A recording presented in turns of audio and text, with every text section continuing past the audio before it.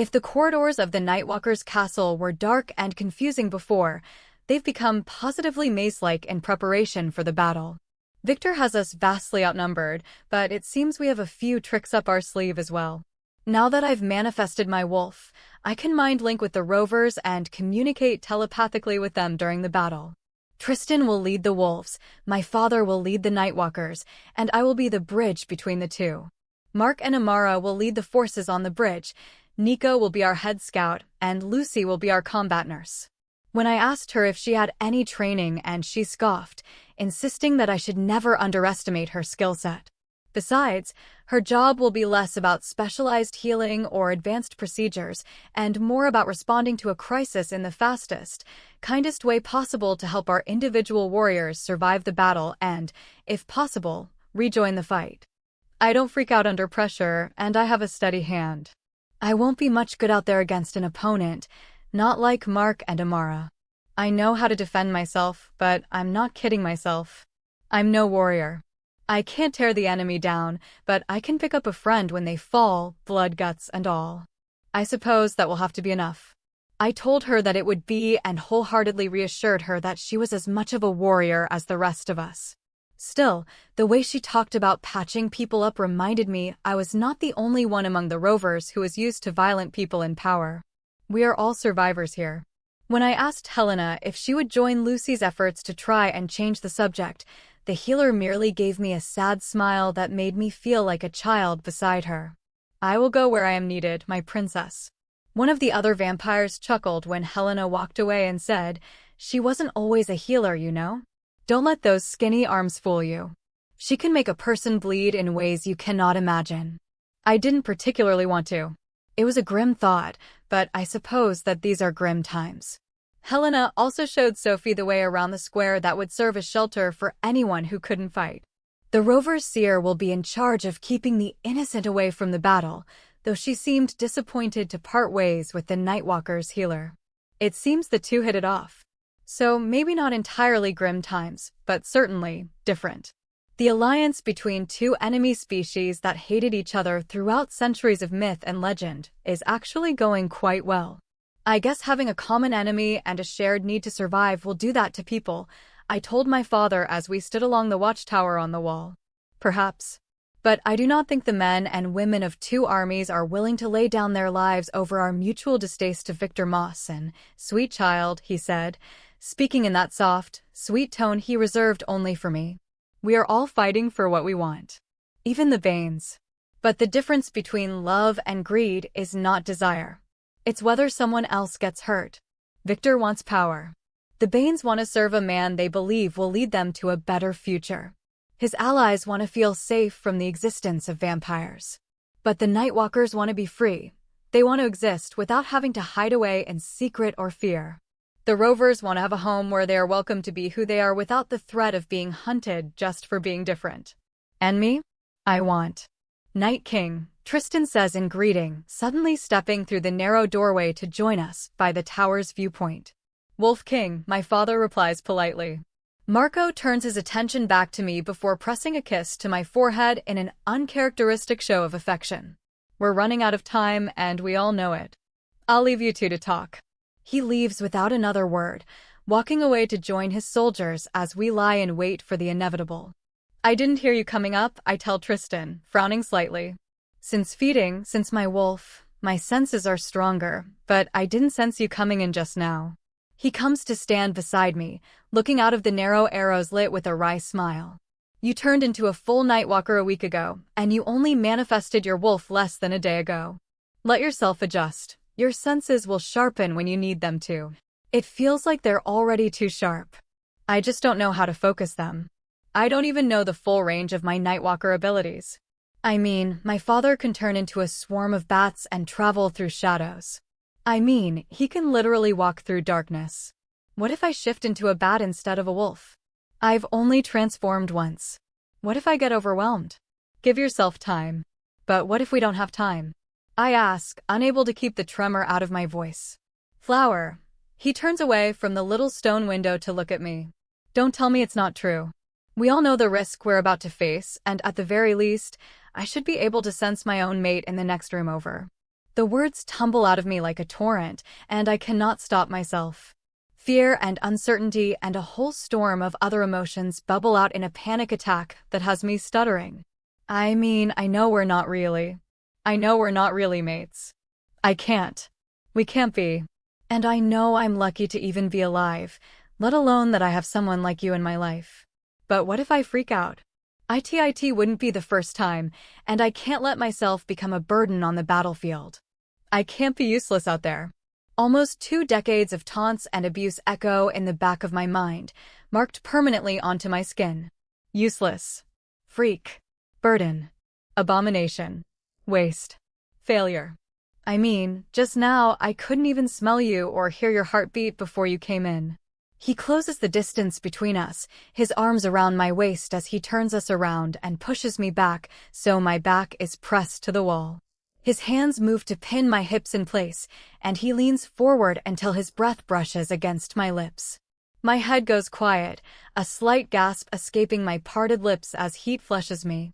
Suddenly, all that bottled up, blood-boiling, pulse-pounding anxiety sizzles out, as if he's burned it to a crisp with a single look of those golden eyes.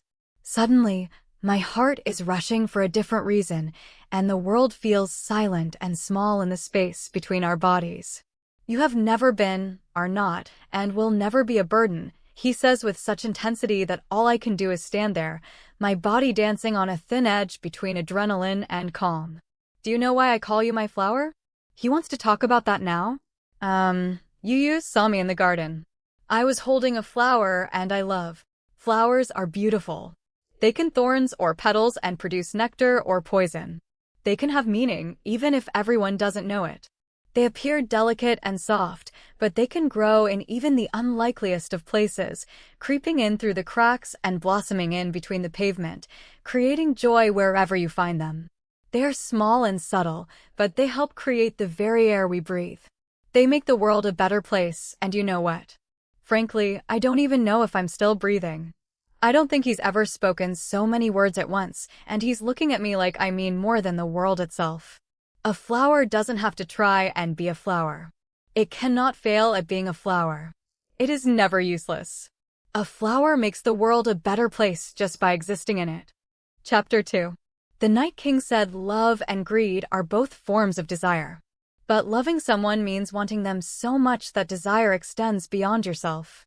You want happiness for them the same way you want food or sleep for yourself. You want their well-being with the same intensity, that same natural fierceness that makes you want to survive, like a sense of selfless preservation. You don't just want them, you want for them. There was a time when I wanted nothing more than the sky. I lived locked in a basement, deprived of daylight and stars. But now, Tristan is my sun, shining even in a castle full of shadow. If you can handle the fight, then your training and your powers will be enough, he adds softly. If you can't, then I don't have the slightest doubt you will find another way to help us, and that will be enough as well. You are enough, flower. You are everything. And you are my stars, I whisper, tilting my face up to him like a sunflower so his cheek brushes against mine. Can you hear it now? Tristan asks gently, and I'm in such a daze from the feel of his skin against mine, his hands curving over my hips, that it takes me a moment to process his question. What? My heartbeat, he clarifies with a devilish little smile. You were distracted before. Can you hear it now? I close my eyes and search for the familiar sound, echoing Tristan's smile when I can quickly and easily make out the pounding of his heart. Yes. Good girl, just listen. Find your focus. Your senses are stronger now, but you're stronger too. Focus on one at a time right here, right now. What do you hear? I do as he says, letting my other senses quiet. I block out the sights, the smells, and the noise inside my head until all I can feel are the sounds outside of me. I hear you, I breathe with a curl of my lips. I hear my father and Helena down the corridor with some Nightwalker soldiers. They walk so quietly, it's strange, but I can still make them out. What else? I hear the wolves downstairs. Their hearts are faster, and they're anxious for the fight. I giggle slightly in amazement. I can hear Amara and Mark on the bridge. Go on, he whispers, and I shut my eyes even tighter, my brow furrowing from the concentration. Don't just drown in the sounds. Search for them. Focus. I hear the wind blowing, the leaves rustling in the woods beyond the bridge. There's a bird singing on one of the nearby branches. I can hear. My voice catches in my throat, and I realize I'm holding on to Tristan so tightly my nails are about to dig into his skin. What is it? My eyes shoot open and meet his, my breath quickening. Footsteps. I hear Nico's footsteps. He's running toward the bridge. My mate frowns, pulling away, but I don't have time to feel the cold where his body used to be pressed against mine. Are you sure? I nod. I'm sure. I knew he was quick on his feet, but by the sound of it, he's never run faster. Tristan turns away, glancing back through the arrows lit at the first hints of sunlight creeping up on the horizon. Nico, is that you out there? He asks. The mind link has basically become an open channel for the rovers, and I'm supposed to pass messages on to my father and the Nightwalkers. Nico? Are you nearby? He tries again. Can you hear me? There's a moment of silence, and then I read you, boss. I've got some good news and bad news. The boy sounds out of breath, even in his mind, and I immediately alert my father. I can feel the rest of the rovers standing at attention.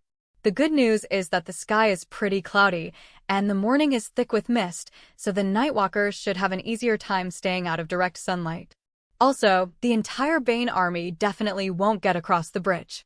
When they breach the gate, they'll have to break formation. We knew that already. Nico, what's the bad news? The bad news is they won't fit across the gate because there's that bloody many of them. Victor must have recruited forces from at least 5 packs. 5 packs guided by fear and hate against a bunch of rogue wolves and a clan of Nightwalkers, trying to survive long enough to see a better world. And the worst news, Nico adds, his thoughts coming in ragged and muffled. The worst news is that they're right behind me. Get to the bridge. Amara and Mark will meet you there. Keep your eyes open and your head low. His brow furrows in concentration for a moment as he passes on orders to specific members of the pack to get everyone prepared for the battle, and I pass on the message to my father. It's okay to be afraid, Marco replies, and I know the words are just for me. Just don't let them see it. If you get hurt, Lucy will get you out, and if you need help, Helena or I will be at your side in seconds. No goodbyes, princess. I love you, Dad. The phrase creeps up in my head, but I bite the thought back before it can get out. He already knows. No goodbyes, I echo. Tristan takes my hand in his, drawing my attention back. Amara, Mark, and Helena will hold the bridge as long as possible, and we will thin them out as much as we can. But sooner or later, they will breach the gate. I have to be there. Our archers are ready along the wall with silver-tipped arrows. They will take as many of them down as they can, and when Nico gives the signal, Mark and Amara will retreat through the gate and join my father's forces on the other side. From there, I expect all hell will break loose, and we'll use the layout of the fortress to scatter the enemy's army as they trickle in through the gates. And Tristan will be right in the middle of it. I know, I answer with a sad smile. I know you're not the king of Alpha that stays in a tower while his pack fights. I know you, my king. I slip my hand out of his, turning away from his so he cannot see the fear in my eyes. Please don't tell me to go join Sophie in the square. Don't send Lucy to drag me out. I know I'm not a soldier, but I can't stay on the sidelines. I will not hide at the back while the man I love dies at the front. I can't. I'll stay out of your way. I'll be careful. I'll do as you command. Just please don't send me away. Please. He silences me suddenly, grabbing my wrist gently and tugging me toward him while his other hand rises to my face, his fingertips pressed against my lips. Haven't you been listening to a word I've said, little flower? I nearly lost my mind when I thought you'd been taken from my side. Victor will be coming for you, and when he does, we will be waiting. Together, come what may. He presses a kiss to the back of his knuckles, but I know it's not his hand separating our lips. I have never hated anything or anyone, not even Victor. But I hate this curse. I don't know what will happen after the battle. I don't even know if we'll survive it, and even if we do, I'll never have him, so I need this. I need him right now, just for a second, before the world goes up in flames around us. He can hear them now. We all can.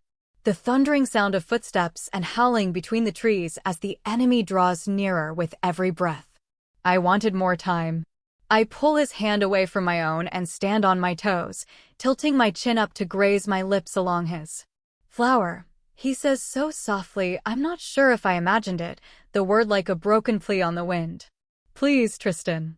It will only hurt for a moment, I whisper urgently, using his own words. His jaw clenches as the instinct to protect me wars against the longing aching within us both. I don't care. Fuck the curse. Please.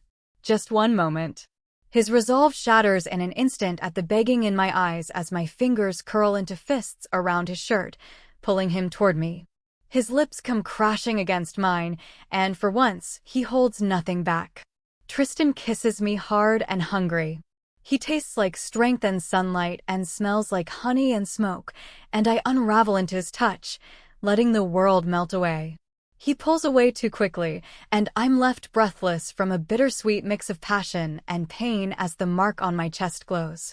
But he holds me until I steady myself, panting as the last of the curse's agonizing sting courses through me. He watches me wordlessly as the noise grows louder and louder around us, the battle crashing at our doorstep like a wave on the sand.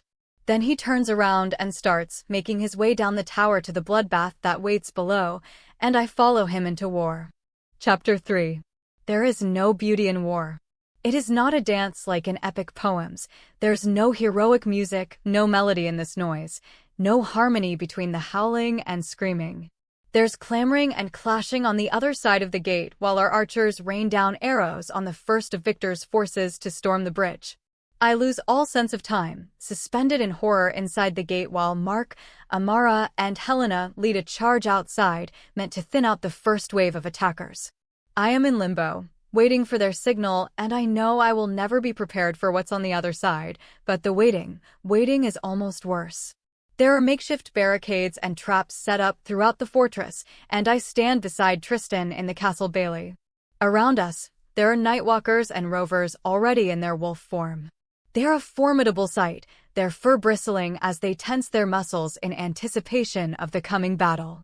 Some snarl and growl, impatient as their brothers and sisters lead the first charge outside, while red eyes glint with equal intensity and unease. The sun has started to rise, but the mist and clouds are thick enough that the nightwalkers are safe. For now. Through the mind link, I get flashes from Nico darting through the shadows, watching and reporting as the first phase of the battle unfolds. Victor's army is a force to be reckoned with, their numbers even greater than I could have anticipated. The only way we'll make it out of this alive is if we're smart and stick to the plan, forcing them to spread out and aim for those in charge. We'll never outnumber or outlast them, but we can cut off the head of the snake. There are 5 packs, including the Banes, and though they all follow Victor, I expect many wolves will abandon the fight if their alphas fall. After all, they may have formed an alliance under Victor's command out of a shared fear of the vampires, but wolves look after their own. If we can get just 2 packs to surrender, maybe we stand a chance. Talk to me, Nico, Tristan says, his voice shockingly calm as it echoes in my mind. Before the scout can reply, a different voice pierces our thoughts through the mind link, half howl and half scream. Amara. My mate clenches his jaw, his muscles rippling as his wolf threatens to burst out, but he holds it back even as I shiver at the sound. 2nd Battalion, hold your ground. We wait for the signal, Tristan commands through gritted teeth. I've got eyes on 2 of the alphas so far. No sign of Victor and the others. But it's a bloodbath out here. Nico's voice is frantic, his thoughts jumbled and breathless. There's too damn many, boss, and 3 of them have Amara. I'm fine, Amara hisses, but her thoughts are distant and muffled like she's too weak to speak clearly through the link. Once they get through the gate, it will be chaos. Be smart about this. Wait until we've identified the alphas and... Her message is cut off by an anguished howl on the other side of the gate. I don't know how badly she's hurt or if she'll survive this, but hearing that calm, wise woman scream like that makes my insides churn. They need backup. Now. Mark, what's your position? Tristan asks, his eyes darting as if he could see the different possibilities playing out. There's a pause where the only sound is the cacophony of death and violence on the other side of the gate. Still standing. We can buy you some more time, but... The beta's voice cracks, his thoughts flooded with emotion. Amara is down. I can't get to her. Tristan. Mark won't defy his alpha, even for his mate. This is what it means to be king, to choose between jeopardizing a battle or saving the ones you love. But I am no king. Whatever Tristan decides, I know the choice will eat him alive. So I bear the burden and make it for him. Goddess, forgive me. I close my eyes and signal my father. Do it now. The order ripples across the Nightwalker's forces, and there's a flutter of leather and cracking bones as dozens of the vampires waiting along the wall drop their crossbows and transform into a swarm of bats. The others on the bridge do the same, shifting in a storm of black wings as their screeching fills the air, drowning out the sound of the heavy gate opening to allow our injured to retreat. Then the world falls into mayhem. Our forces charge forward under cover of leathery wings and shadow, and I glimpse the carnage as it trickles in through the open gates. The Bane's army leap and lunge at the rovers and Nightwalkers alike, their claws tearing into flesh and bone. A misty dawn continues to break over the fortress, casting an ethereal light over the battlefield. Then my mate turns to me with understanding in his eyes. I'm not sorry. Not for any of it, Tristan tells me, and it's a miracle I can hear him over the roaring conflict consuming our surroundings. Whatever happens, love, don't be sorry. All I can do is nod before his wolf tears out of him, and I echo his transformation. We shift as one, like a single soul in two bodies, one of golden brown fur and the other of silvery white.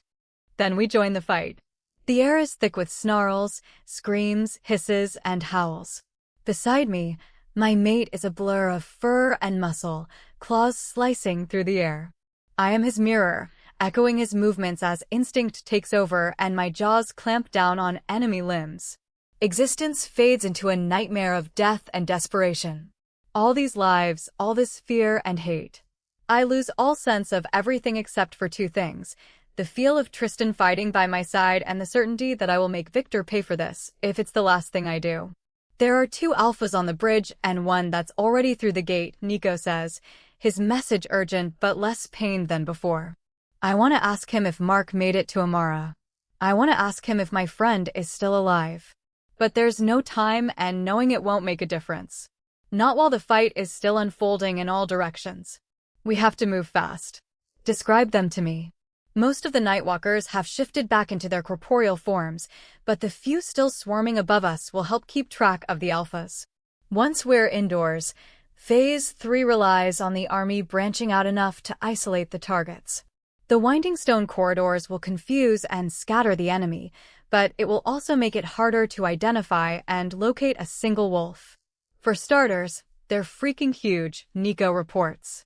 One's a gray wolf with a scar along his snout and a streak of black fur down his back. He's on the western side of the bridge, and he's got a beta fighting by his side. The other's coat is gray and brown with white along his chin and chest. He's got narrow eyes and broad shoulders, and he's moving toward the gate with an entire entourage. He'll be through in minutes. I'm going after him, Mark snaps suddenly, and there's nothing but rage and determination in his voice. Perfect. The skinny vampire girl is going for the scarred one. She's covered in blood, and none of it is hers. Helena. Thank the gods. That's 2 down, 3 to go. And the one inside? I press, yelping as a wolf sinks her fangs into my leg while I'm momentarily distracted. Tristan is on her in seconds, and I don't linger to watch him tear her apart as Nico replies. Grayish coat speckled with beige. He's got pointy ears with white on the ends. I watched him kill 6 of ours before I lost track of him toward the entrance of the keep. I can't see him. Not Nico, Mark and Amara, Helena, Marco, nor any of the alphas. Wolves and Nightwalkers fall in the fight around me, friends and foes littering the ground in a twisted mess. Still, I pass on the information to my father, hoping to concentrate our efforts. But the Banes are gaining too much ground, pushing us back toward the castle. Streaks of sunlight pierce some of the mist like scattered spears through the clouds, forcing the Nightwalkers to retreat further as morning continues to advance against us. That's when I sense him. The fight is trickling into the keep, but I feel him the moment he sets foot on the bridge, and I have to bite back the intuitive flash of fear that's been beaten into my bones. The guest of honor has arrived, my father's voice murmurs in the back of my head a moment later. Let's invite him in and finish this once and for all. I turn to my mate, and I know Tristan sees it in my eyes even before I speak the words into his mind. Victor is here. Blood drips down Tristan's muzzle. My own white fur is streaked with unspeakable stains. But still, we do not yield. Chapter 4. The war wages on. The Bane's forces creep across the bridge like a steady stream of destruction. But instead of flowing into the ocean, this stream leads into the castle keep, where death awaits. The fortress that for so long kept the Nightwalkers protected has become a deadly maze. The complex layout is perfect for confusing and disorienting intruders. The inside of the castle is divided into multiple floors, with each level connected by stairs, corridors, and secret passages, many of which are meant to be flown across. Unlike the Nightwalkers and their bats, wolves cannot grow wings, and while they can see in the dark, their sight is dim at best compared to that of the vampires that have thrived in the shadows for centuries.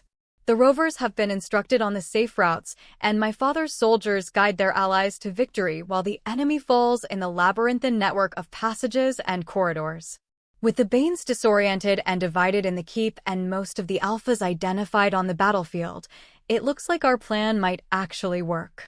But Victor and one of the alphas are still far from the fight. My uncle stands in his wolf form on the opposite end of the bridge, surrounded by his warriors. There's a 400-foot battleground spread across the courtyard and the bridge between him and us, and the Bane's forces are thickest and strongest further from the keep.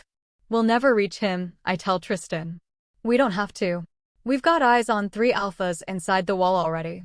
Stick to the plan, and we can still change the course of this war in our favor. He's right. We have a chance to take out 3 of the 5 packs that stand against us. Victor is not a priority.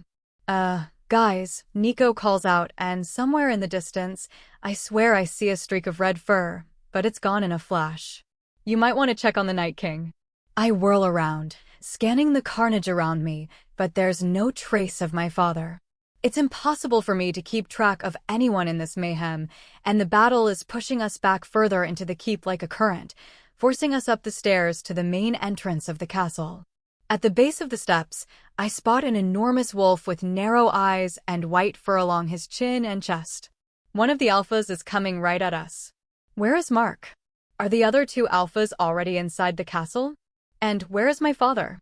Little busy at the moment, Nico. Tristan snarls through the mind link as he sinks his fangs into enemy flesh.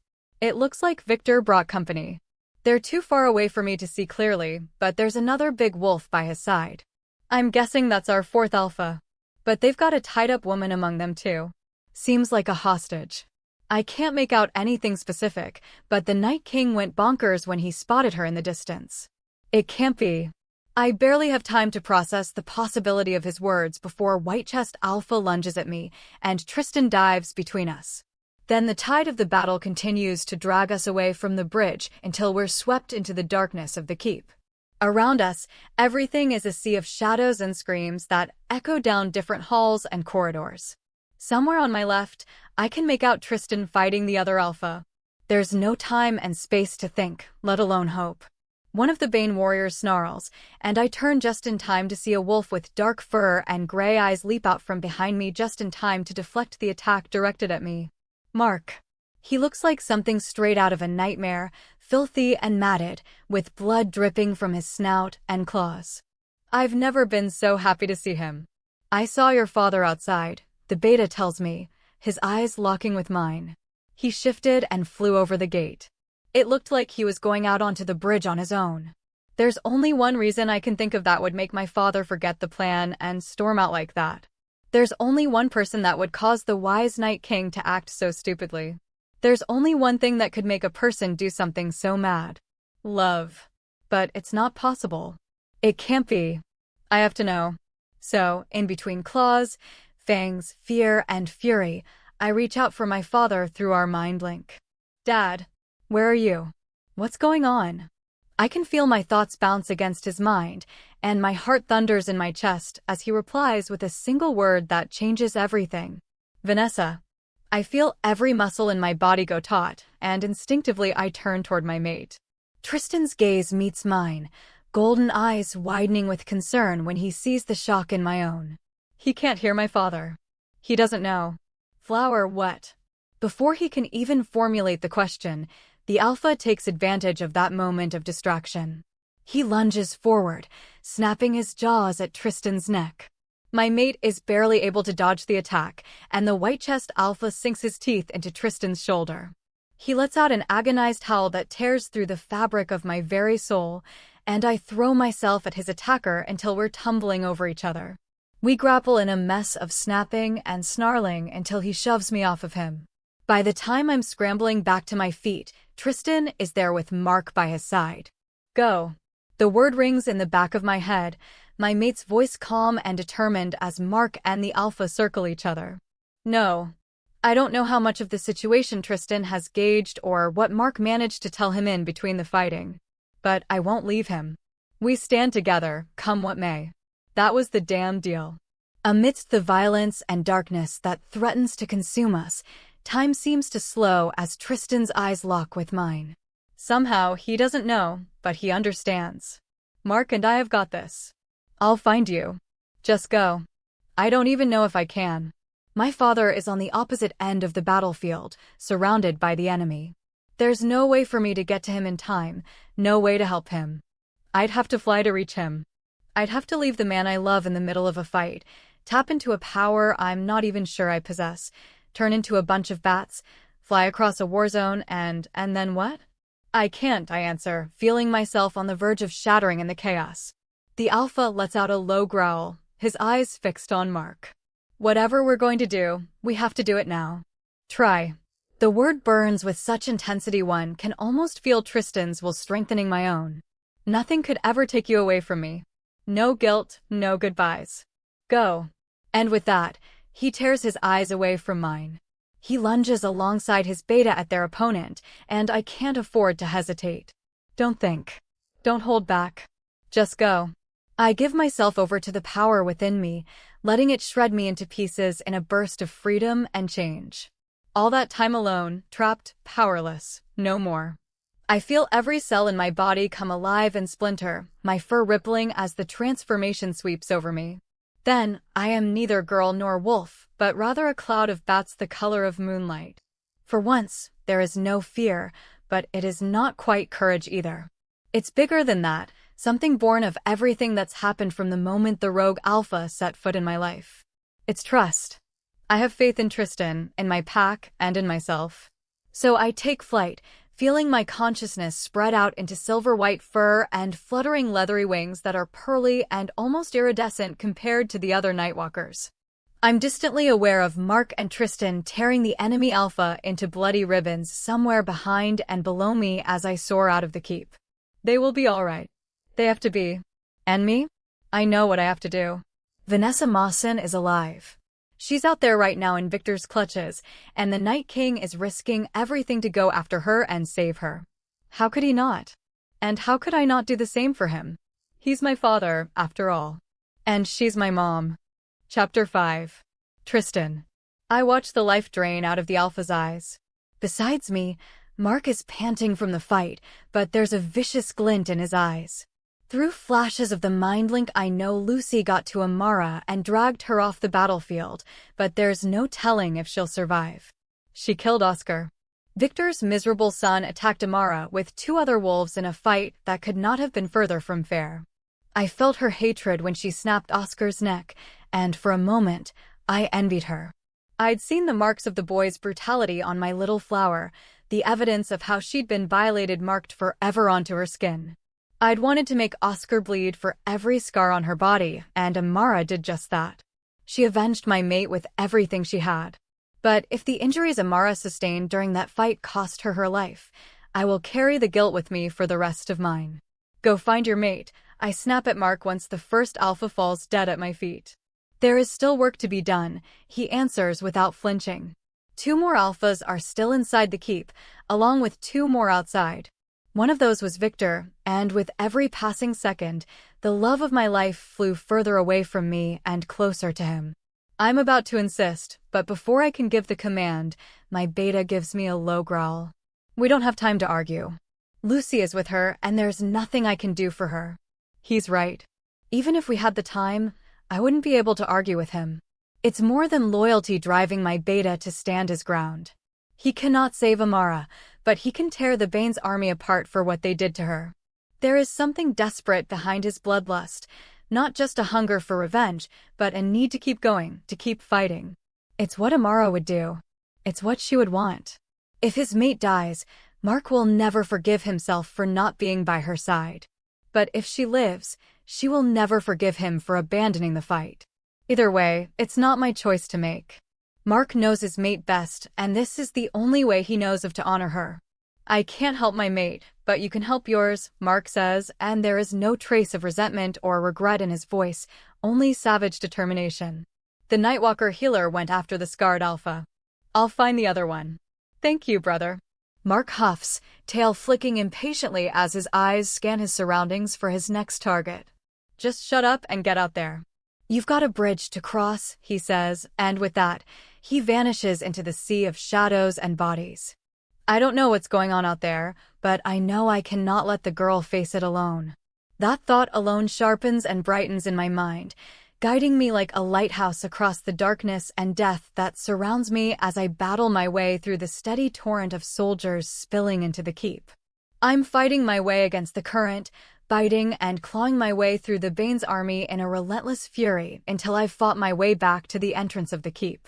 Outside, the sun is rising higher in the sky and the mist has thinned, with clouds and towers casting shadows over the citadel. Still, there isn't enough cover for the Nightwalkers to fight without having to worry about the sunlight. Besides, by this point, all the Nightwalkers have retreated into the keep, strategically killing their way through Bane soldiers as they spill into the dark castle, like moths flying towards a bloodthirsty flame. No one else can fly out to help the Night King. There's only her. I cast my mind out through the link, trying to reach my mate. The bond is there, but our connection is limited since I cannot mark her. I've wanted to mate with her so many times, the longing for her threatening to consume me and destroy all logic and reason. But for once, the desire is practical. I cannot see what she sees, know what she knows. With the chaos unfolding in every direction, the best I can manage are flashes of thoughts as my mind reaches for hers, but a single word stands out. Mother. Nico said Victor had a hostage, and it's brilliant in a sick, twisted way. I never would have thought someone capable of keeping their own family captive, but I should have known better. If Victor was vile enough to use and abuse his niece, it should come as no surprise that he kept his own sister prisoner in secret. No wonder the Night King risked flying across the bridge in spite of the scattered daylight. We laid out a trap for the Banes to divide their forces in the castle, but in the end, Victor is the one with the perfect bait. Calculating bastard. Nico, talk to me. Please tell me you made it up the tower. I need eyes. I'm in the courtyard, but it's a bloody mess down here. Did she make it over the gate? I can't call out to her right now. Not when she's testing the limits of her powers for the first time and heading straight for the enemy. I won't risk the slightest distraction. With any luck, Nico made it to a decent enough vantage point to see the action on the bridge. Wait, is that the flower girl flying? You've got to be kidding me. Since when can your girlfriend turn into a flock of shimmery albino bats? That's awesome. I grunt as one of the Bane wolves grapples me, and I sink my teeth into his hide hard enough to grind his bones. Nico. I howl. Right, sorry. Flower girl made it over. She's flying over the bridge. But it's not good, boss. Victor is surrounded by his soldiers, and he's got another alpha with him. Looks like the Night King kicking ass, but he'll never last. There are too many of them. Shit. They're going to need backup, and the only way to reach them is by fighting my way across. I never should have let her out of my sight. I'm supposed to keep her safe. I promised I'd protect her. Goddess. That's not good. Nico's voice rings faintly as I kick at one of the wolves snapping at my feet. My claws tear through flesh and fur as I continue to shove my way forward. What? I demand. I think the Night King killed the other alpha, but it looks like he's hurt. Our flower is almost there. She's seconds away from reaching them, but both her parents are down. Her parents. After the life she's lived, I cannot imagine what it must be like to discover that her mother is alive. She only just got her father back, and now both her parents are about to be ripped away from her. Amara made her decision. So did Mark. So did my mate. Each of us fight and fall for the things we choose. The girl with violet eyes is mine to protect, but never to control. She would give anything to save her family, and I would do the same. I need you to watch my back from above and talk me through the battleground, I tell Nico. I'm going to help her. But you'll never make it. That wasn't a request, I snarl.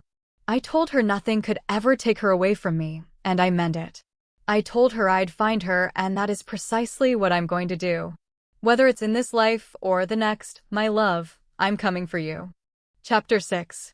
My father wraps his arms around the alpha's neck and snaps it in a single, brutal motion. Marco's red eyes are wide and wild. His breathing is ragged, and his fine black suit is filthy and torn from the fight. I can only pray most of the blood on him is not his as Victor watches my father slay the other alpha and prepares to pounce on him. I barely have time to look at the crumpled figure of the unconscious woman lying on the ground. In his wolf form, Victor is even more imposing than he usually is, with a pitch-black coat and icy eyes. There's no gray, no brown, no varying hues on his fur whatsoever, as if his soul had sucked away any light and color. His blue eyes are cold and hard, and I don't have the time to wonder if they bear any resemblance to my mother's. My uncle lunges toward the Night King, but I hurl myself between them, shifting in midair. I feel myself burn from the inside out as the power courses through me, transforming me as I smash headfirst into Victor before he can reach my father. We tangle in each other, rolling from the momentum of my impact as dozens of silvery wings flutter and cluster into a single shape, remaking me into my wolf form. Victor grunts as we finally come to a stop, shoving me off of him with a vicious kick, and I slide back from the blow but manage to land on my feet, my claws sinking into the gravel on the stone surface of the bridge. Ungrateful bitch, Victor growls at me, and I can't help the shiver that runs down my spine at the sound of his voice in my head. I spent so much time wishing I could manifest a wolf and mind link with others, but not him. I should have killed you when you were still a child. But he didn't. Now I'm going to make him regret it. I glance over my shoulder at my father, who's usually so composed and refined. He looks like a mess, and there are hideous gashes along his chest where the wolf's claws sliced into his porcelain-pale skin. He throws the alpha's dead body off of him with a hiss, and then leaps toward Vanessa. My mother. I'll find a way to believe it later. Right now, I need to find a way for us to get out of here in one piece. Vanessa's strawberry blonde hair is tattered, and it clings to her to the filth on her face. Her eyes are closed, and she's not moving. But as my father desperately falls to his knees and reaches for her, relief washes over his features. Still breathing. How touching, Victor coos, his lips curling back to reveal glinting fangs in a smile that's more of a snarl on his ferocious features. I ignore him, reaching for my father's mind so Victor won't hear. Get her out of here. There are too many of them, and while we're still under cover of clouds, the sun has gotten brighter by the hour. I don't know how long the battle has been going, but we can't count on the mist. Marco needs to get inside the keep, and he needs to take my mother with him. Victor's voice draws my attention back to him before my father can reply. Such a moving family reunion, he taunts. I look back at my uncle, anger unlike anything I've ever known boiling the blood in my veins. I force myself to swallow it down and look at him evenly. I won't leave you, child, Marco says, his voice urgent, but I do not turn to face him when I reply. I'll be right behind you. Trust me, just go. I need him to leave first. He's injured, but he can use his shadows to carry Vanessa away with him to safety. I just have to distract Victor long enough for my father to shift and get off this bridge. So, you know who I really am, I tell Victor, and it's not a question. He knows where I come from, there's no doubt of that left. Stupid girl. I've always known. Well, I didn't see that coming. My breath catches in my throat as I look at my uncle in horror. How did he know? When did he find out exactly? What was his plan? I realized at the moment you were born. When I saw your eyes, I knew what you were. My sister had brought a half-breed mutt into the world. As you grew older, it only became more obvious. The ethereal pale skin, the unnatural quiet way in which you moved, the way you survived in hunger and darkness. Everything about you was wrong. I thought I'd be rid of you, but when I received reports that you were taken in by the vampires, I knew my time had come to set things right once and for all. His villainous monologue is interrupted by a ruffling sound behind me. Victor's eyes shift away from me as shadows unfurl around my father like black ink seeping into the air around him. My mother hangs limply in his arms, and suddenly, they're no longer solid, but rather a cloud of bats and blackness. No! Victor yells.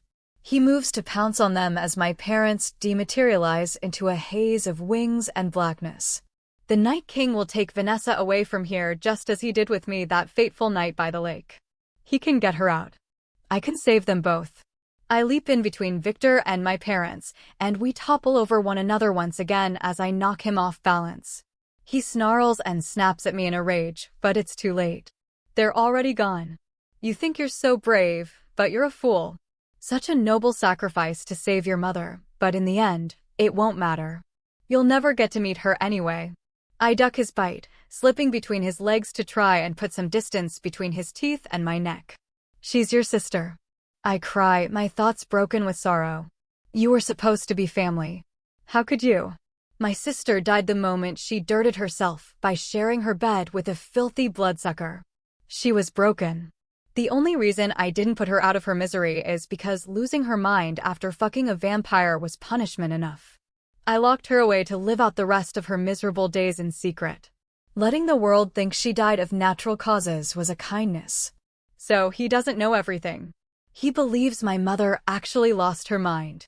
Vanessa's act of insanity may not have allowed her to escape the Banes as she'd hoped, but it kept her alive. Still, sparing her had not been a mercy. If she was just crazy instead of in love, Victor must have believed he could still control her. Besides, wolves look after their own. If the pack found out their alpha had killed his own sister for loving a vampire, it could lead them to question his morality and authority. Locking her up while claiming she went insane and passed away had been the best way to preserve his reputation. The coward couldn't handle her blood on his hands, and so long as Vanessa acted crazy enough to not be a threat, she wasn't worth killing. Kindness? I scoff.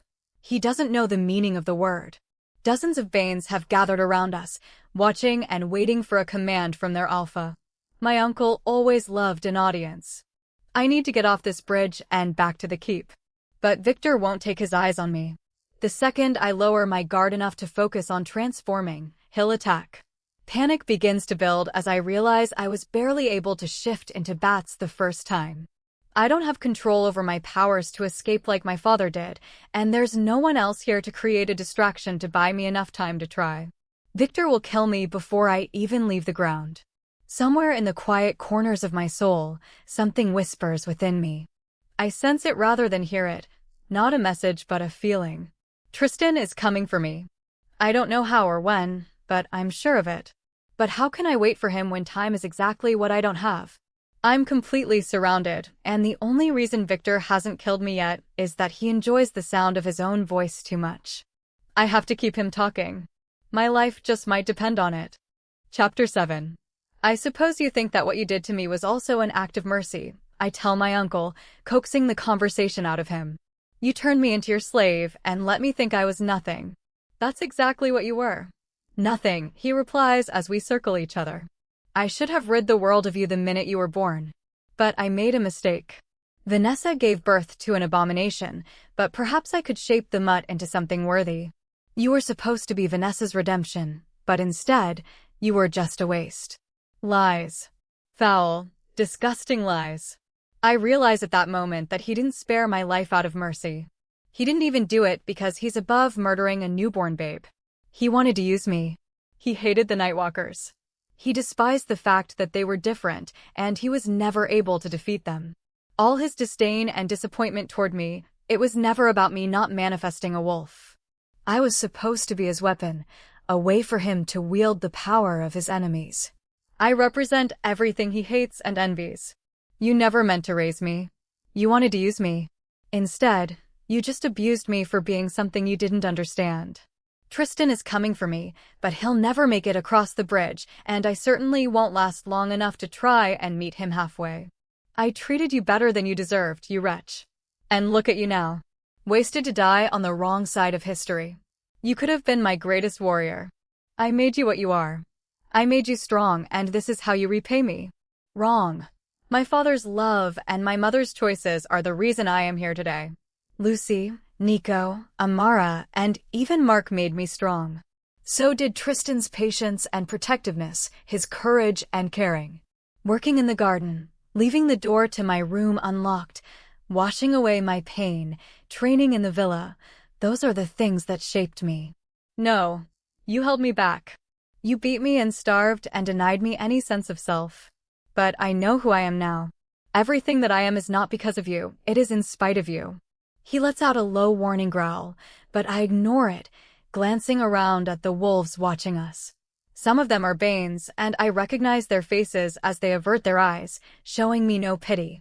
Others are foreign to me, presumably soldiers from the other packs that were swayed by Victor's ambition and hate. But you're right, Uncle, I say, turning back to him. Look at me now. I'm just the scared little girl you beat and locked in the basement, but you brought a whole army to come after me. You didn't even trust your own pack to be enough, so you had to frighten and bully others into joining you. You couldn't kill me when I was an infant. What makes you think you can do it now? To his credit, Victor doesn't come at me then and there. He's not used to this side of me, and he senses the bait dangling between my words. But as his eyes take in the warriors that surround us, I know I have him. He must kill me himself unless he wants the world to see him for the coward that he truly is. Just the two of us. Have it your way, Mutt. But don't fret. Once I've personally disposed of you, I'll send your parents to join you in the afterlife. I try to conceal the triumph on my face when the wolves around us back off, clearing a circle around me as they make room for their leader to prove himself. At least this way, I get to face him one-on-one. At least this way, the odds aren't so horribly stacked against me. At least this way, I still have to kill him. Victor approaches me, his eyes blazing with fury. I know that he is a seasoned fighter. He didn't just control the Banes with schemes and lies. He's massive and muscled and utterly merciless.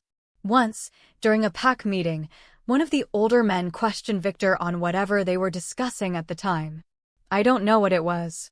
I was never privy to anything of consequence, but I knew the man must have crossed him publicly because, after the meeting, Victor called him back into the pack house. I had to stand to the side and watch in silence as Victor broke his leg with such brutality I knew even the magic of werewolf healing would never be enough to repair the damage. I'd been forced to clean up the bloody stain on the floor where the man's bones had torn through his skin. So, fighting him may not have been my finest idea. But it's too late now. He was going to kill me either way, whether he ordered his soldiers to do it or ripped me apart himself. If I'm going to die, then I'm going to make him work for it. Let the Banes see their alpha get his hands dirty for a change. I circle him warily, my eyes never leaving his. He snarls, baring his teeth in a show of dominance, but I refuse to back down. He'll expect me to watch him, to wait and defend myself once he attacks first. But the memory of my mate's words echoes in my head. I am petals and poison, and a flower cannot fail. I lunge. Victor dodges me, but he's too slow. He wasn't prepared for me to make the first move, and my claws tear at the flesh on his shoulder. My training kicks in as muscles go taut and my mind races. But Amara showed me how to fight in human form. I hadn't manifested my wolf when she taught me to defend herself. All the moves and strategies flash behind my eyes, trying to convert them into a different body, but I don't have the time to think before I act.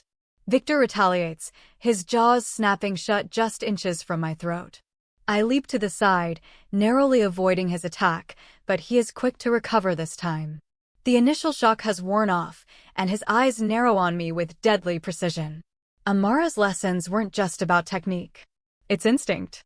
I have to use my momentum with intention. When I can't use my fists, use my head. Be smarter and faster. Victor spins around and comes at me again, his teeth flashing in the daylight. It's too bright out. It feels like it should be dark. There should be smoke or thunder or some sign that the world as I know it is coming to an end. But today is not about me. I remember Amara's agonized howl on the other side of the gate. Mark's bloody features and the pain behind his hardened gaze when I saw him in the keep. Nico's shaky voice, breathless and ragged with fear and exhaustion. The way Lucy smiled in spite of her fear and regret before the battle began. Helena abandoning her healing robes for battle armor. Vicious gashes across my father's chest, just over his heart, bleeding before he vanished from the bridge. My mother hanging dirty, bruised, and unconscious in his arms. The carnage I flew over on my way here, Nightwalkers, Banes, and Rovers alike, their bodies racked with pain as their wounds bleed out onto the battlefield. The look on Tristan's face before I flew off, and the certainty that even now he is fighting his way toward me. I was the daughter of moonlight and monsters, born of bane and betrayal. I am a child of starlight and shadow, covered in the scars of a survivor. I will be the avenger of the innocent. This is no time to pace myself. I leap toward Victor again, and I tackle him, but my teeth clamp on empty air, the force of it rattling in my skull. He dodges my bite as I grapple him. Victor knocks me to the ground, pinning me down with his massive paw. I writhe against him. We're locked in a fierce struggle, dodging and striking, biting and bleeding. He has me trapped, and I can feel the weight of his body pressing down on me. I am a feather fighting a brick. I do not bend or break. With a burst of strength, I shove him back, my claws slicing across his underside, shredding through fur and skin and the warmth underneath. I roll over him, pinning him down just as he had done to me. I can kill him. I should kill him after everything he's done. I should make him pay. I should bite out his heart. I'm going to. My murderous thoughts are silenced by a familiar scent, and it shakes me out of the violent trance. I let my senses unfocus, yanking my tunnel vision away from Victor long enough to detect a commotion to my left, beyond the wolves surrounding us. When I turn to look, the sight sucks the air out of my lungs. Tristan is covered in blood.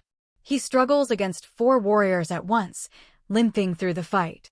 He battled his way through the bridge, almost all the way across. But there's no more fight left in him. Chapter 8. Tristan. Stop! The girl snaps at Victor and anyone else who can hear her, screaming the word through the mind link. She looks like a wrathful spirit, her silky white fur covered in the blood of her enemies, her violet eyes almost glowing with intensity. Let him go. Let Tristan pass, or I swear by the goddess I'll kill your alpha, she threatens, her claws digging into Victor, who lay helpless and wounded beneath her. She looks down at her uncle, and while everything inside of me screams to keep going and reach her, I hesitate. There is such emotion in her gaze, such strength in her words. She has to make this choice for herself. She needs to be the one to finish this. Yield, she hisses at Victor, her voice dangerously low with a sort of threatening command that I did not know she possessed. Victor bares his teeth up at her but does not move, not with his insides bleeding under the weight of her as she's poised to tear out his throat. Get it over with, bitch. But something shifts in her eyes, and I see the change happening within her.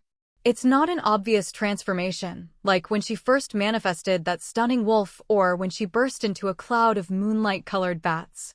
It's subtle and silent, but I sense the strength it takes for her to finally let go. She will not kill a man while he's down and bleeding. She won't end Victor, no matter how much he deserves it. She is a kinder soul than I am. This man robbed my mate of her childhood. He denied her a name, denied her family, and any sort of decency. He broke things that will never be whole again. But she is more than what he took away. Because underneath the violence and injustice, there is a part of her soul that is entirely hers. I see it now in the way she reigns in her fury. Men like Victor could never understand it, and despite his best efforts, he could never touch it. He could never corrupt it. The white wolf growls, and Victor shuts his eyes to wait for the final blow, but it doesn't come. She snarls at him, biting the air right above his neck in warning, and then pushes off him.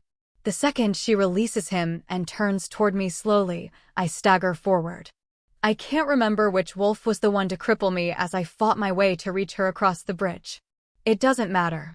I don't care how many parts of myself I had to break to be standing here in front of her right now. As the wolves around me part, opening a path toward my mate, she runs toward me and shifts back into my human form, not caring who sees her. I sag with relief when she collides with me, wrapping her arms around me and burying her face in my fur. At last, I can breathe again, the aching need to find her and keep her safe settling inside me. She seems so small compared to her wolf form, and I'm reminded of just how young she is. But she defeated Victor. She sliced through his chest and left him bleeding on the ground. No more, she whispers against me, and her voice is so soft it ripples inside me, soothing the jagged edges of my rattled soul. I'm so tired, Tristan. I don't want to be his monster. No more killing, please. She has endured enough. Shush, it's over, my little flower. Her fingers dig into my pelt as I step forward, letting her curl up against me in a moment of vulnerability that feels far too intimate for all these prying eyes. I turn to face the gathered wolves with as much authority as I can muster up. This ends now. Your alphas are dead, and your leader was defeated in single combat by his own kin. No one else has to die because of him. Victor Mawson brought you here under the false pretense of destroying your common threat, but he lied. The Nightwalkers are not your enemy. We are not your enemy. A silence falls over the crowd as I feel his words resonate across the battlefield. The tension in the air is palpable, but no one else attacks. Soon, the sun will begin to set, and we will have to gather our wounded and bury our dead. It's strange how a single day can feel like an eternity. But it's over. At least, that's what it seemed like. But then Victor rises, his injuries oozing blood that stain the stone at his feet. Everything inside me goes rigid as his eyes fall on me. I am the one who just announced the end of this war. The girl is exhausted from fighting him, and now she's in her human form. So, Victor perceives me as the threat worth crushing with his dying breath. That was his last mistake. Victor lunges toward me just as my mate whirls around to face him. We collide against each other, the girl trapped between us, and the world flashes past as the three of us topple over from the impact. As we roll, I use the momentum to shove Victor down against the stone with a vicious crack, and we come to a sudden stop. Everything is quiet. I cannot say what happened first, my blow to Victor's neck or my mate's fangs sinking into his throat to drain the life out of him. Either way, his neck snaps, and he falls to the ground, dead beneath us. I stumble back with the last of my strength. We'll never know which one of us killed him in the end. Perhaps it's better that way. But while I'm content to share her burdens, this victory is hers. She rises slowly, a crimson stain on her full lips and her eyes wide in shock as she stares down at her fallen foe as if she can't quite believe he's finally dead. There are tears in her violet eyes, her platinum hair fluttering softly around her in the breeze. She stands bloodied and beaten, without armor or crown, her scars and wounds open for the world to see. And I have never seen anything more beautiful. She is hope, innocence, and courage incarnate. Celine herself never looked so lovely or divine, and I am not the only one to see it. A hushed whisper falls across the crowd, and for once, she does not shy away from the odd looks that fall on her. The victim is gone. She is no longer the bruised and battered child that first took my hand on the day of her cousin's mating ceremony. Before me stands a Luna in her own right. So I do what any man should do in the presence of a goddess. I bow. One by one, the warriors around me drop their heads, ears flattened as they lower themselves before her. Most avert their eyes as a sign of respect, but I keep mine fixed on hers as she furrows her brow. She looks down at Victor's body at her feet, then up at the crowd, and then back to me. We anchor ourselves in each other as a kingdom comes to its knees before her. Tristan, she whispers, those violet eyes staring straight into my core. There's uncertainty and shock there, but not fear. No shame. The alpha of the Banes has been defeated, I say gently. This time I do not have to shout. At long last, the world is quiet and the truth is loud. The king of the 5 armies is dead. Long live the queen. Chapter 9. Long live the princess of Nightwalkers. Long live the queen of wolves. The words echoed across the battlefield even after the fighting was well and truly over, but they still don't seem real. Tristan had suggested I go back to my room in the Nightwalker's castle to get cleaned up or at least to put some clothes on. I obeyed him numbly, not really knowing what else to do in the wake of what had just happened. It felt wrong to walk amongst the carnage like this was a victory. Even if it was a sort of success, it certainly wasn't mine. Yes, the war was won, but I was not the one who won it. It was a group effort that put an end to the massacre. Our plan had worked, and while we'd made every effort possible to minimize the number of lives lost, blood still ran through the streets of my father's kingdom. 5 alphas were killed. But the living outnumber the dead. There were losses on both sides, but the Nightwalkers, Rovers, and the 5 packs that had followed Victor into battle will live on. Now it's up to us to make sure those deaths were not in vain and nothing like this ever happened again.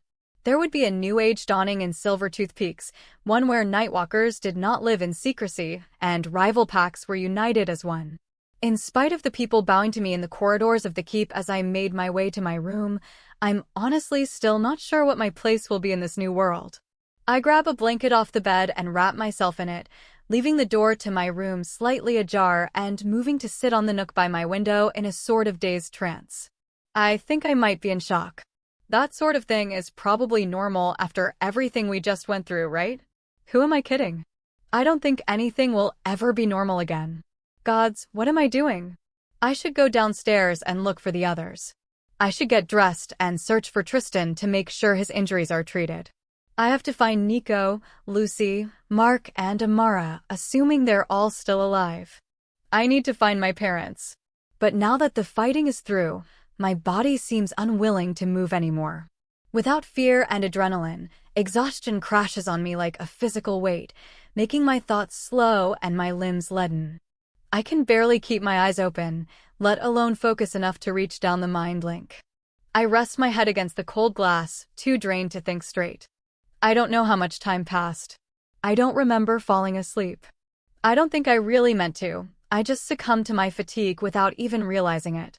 But the sound of the door creaking open is enough to jolt me awake, and I turn to face Tristan as he enters the room. Without thinking, I slip off the ledge and close the distance between us, wrapping my arms around him and burying my face in his fur. He's still filthy and limping, so I can't have dozed off for long. What happened? Where are the others? What happened to my parents? Did anyone? Are they? I trail off, unable to finish the question. Your parents are alive and safe. Your mother is still unconscious, but she'll live. Your father is already recovering from his injuries. There's a superstition that the blood of your fallen enemies can give a warrior strength and vitality. It seems that's quite literally the case with the Night King. A little bit of blood and he'll be just fine, Tristan replies as I pull away. And the others? They're all okay. Relatively. Lucy is tending to Amara. Mark and Nico, and with them, Helena and Sophie are helping the others that are wounded. The Nightwalkers have agreed to let all the wolves stay in their kingdom while they tend to the injured and gather the dead, but it's going to be a long night. You should get some rest, little flower. I shake my head. I should go down and help. I want to see Amara. I want to be there when my mother wakes up. And you will, my love, but there will be time for that later. Today you unlocked powers you did not even know you possessed. You fought in a war and defeated an alpha. If you don't want to rest, then let's just take a moment to wash up and get dressed. Neither one of us will be of any use to anyone in our current state. He's right. We're both covered in mud and blood. Tristan is still hurt and I'm still wearing nothing but a blanket. I pull it tighter around myself and turn away from him, glancing back at the window as if I could look outside to see the kingdom picking itself up from the rubble. I go completely still at the sound of Tristan shifting behind me, all too aware of what happens to our clothes when we transform back into our human form. With a start, I realize that while Tristan saw me naked that night in the bath after he found me by the lake, I cannot say the same about him. It seems silly. We've been through so much together and shared plenty of intimate moments. We just fought in a war side by side. But this is different. The fight is over, little flower. I'm not going to bite, he says with a chuckle behind me when I refuse to face him. This is ridiculous. I shouldn't be embarrassed right now, considering the day we've had. We faced certain death together, killed together. It's not like anything is going to happen right now. We have to get dressed and go downstairs to face the aftermath of a war. This is hardly the time to be prudish. Besides, even if we had the time and energy to act on any feelings, the crescent-shaped mark on my chest is still very much there. I suck in a breath as I feel him step forward beside me, his body not touching mine, but close enough that I can feel the heat radiating off him. The hairs on the back of my neck stand on end, his breath tickling my skin. You know, there's nothing wrong with looking at your own mate. You can look and take whatever you want from me, my little flower, he says softly, his fingers reaching forward to brush against the back of my hand with the ghost of a caress that makes me shiver. But there's that faint tingling in my chest, like the mark over my heart recognizes his touch as something far from innocent. Nope. I'm not doing this. Not today. Or is it tonight already? It doesn't matter. I can't risk the curse hurting him while he's injured, and frankly, I'm not sure I can survive the torment of his embrace only to be ripped away from it by the vengeful magic inside me. It's been a long day, and I'm too tired for such taunts. I can handle the rush of battle, the weight of my exhaustion, the numbness and shock, and my gnawing concern for the others. But my heart can't take almost having him. I step away from Tristan, hating the cold that comes with the distance I create between us, as I walk over to the wardrobe. What are you doing? He asks. In response, I merely throw the blanket back at him without looking before slipping on a shirt. Did I say something wrong? No. Of course not. I just can't. I'm not, I reply quickly, stumbling over my words. I turn to face him, grateful that he's draped the blanket around to cover himself as I struggle to find a way to explain the emotions that threaten to undo me. I don't think I'm strong enough to see you like that right now. Not if I can't have you. A melancholic sort of resignation fills his amber eyes, and I wonder if it mirrors my own. He gives me a small nod, and I know he understands. We can wash up later. Right now, I just want to get dressed and get back out there. I don't want to be alone with him, and I don't want to stop moving. It feels like if I slow down for too long, I'll never be able to get back up again. Too much has happened, and there is still too much to be done. And if I stand still for too long, then something worse than exhaustion will wash over me, the realization that, even though Victor is gone and the war is won, I'm still cursed. I still can't be the one thing I wanted more than anything else. I may be the flower of the rovers, princess of nightwalkers, Luna of the Banes, and queen of wolves. But I can't be Tristan's Luna. I can't be his true mate. Even with the battle won, the bond between us, my wolf and powers manifested, and all this love in my heart, I still can't be his. Chapter 10. As night began to fall and the wolves shifted back into their human forms, I suppose it's appropriate that the nightwalkers provided clothes for those who needed them. Clad in black as the last of the sunlight fades, we really are dressed for a funeral. We decide to burn the dead, gathering them into a massive pyre in the citadel right outside the castle. The ashes that remain will be scattered over the forest outside the city walls and returned to the earth. One day, those grounds would come to be known as the Forest of Day in honor of those who fought in a war that began at dawn and ended at dusk. It will become a sacred place with no distinction between packs, ranks, or species. I don't know what happened to Victor's body specifically, and I don't want to know. The only thing that really matters is that he's gone. He can never hurt anyone ever again. All that really remains of him is everything he failed to destroy. You look like shit. Mark's voice draws me back to the present, and Tristan offers his beta a wry smile in response to the insult. Honestly, we've all looked better. Tristan is still clutching a broken arm wrapped in a makeshift sling.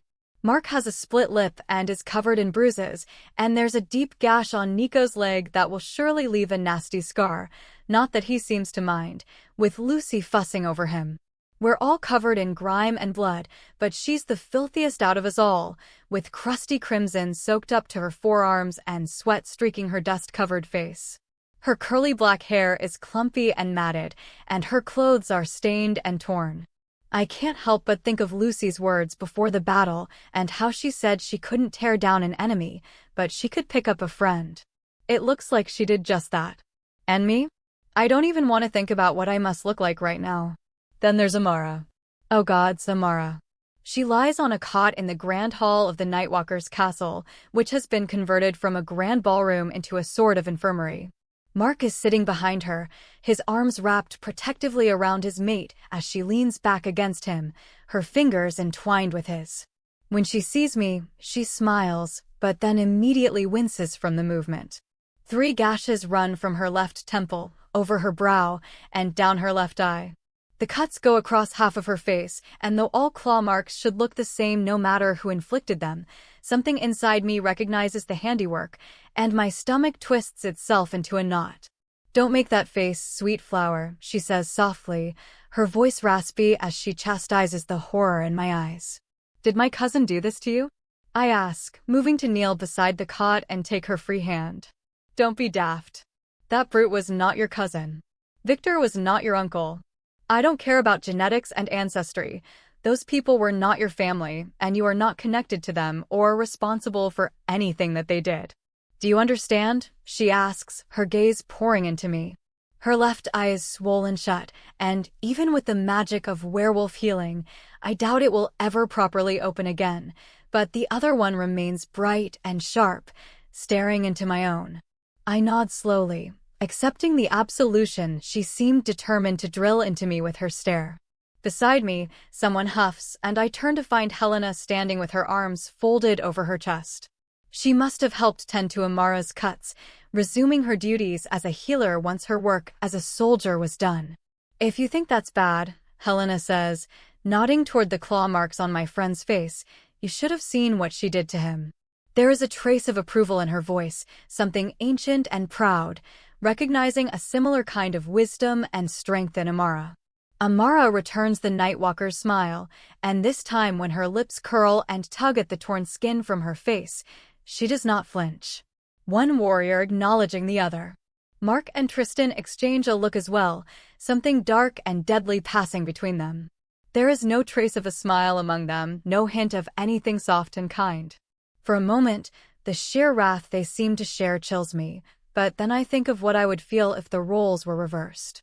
Tristan and I aren't even properly mated, but I cannot imagine the things I would do to a man if he hurt Tristan the way Oscar had hurt me. Whatever Amara did to Oscar, I get the sense that it was a mercy compared to what Tristan or Mark would have done if either one of them had gotten their hands on the monster who'd harmed their mates. "Settle down, you psychos," Lucy says, shaking her head in exasperation and breaking the tension in the air. "The time for violence is over. They were my psychos, my misfit, outcast, and weirdos.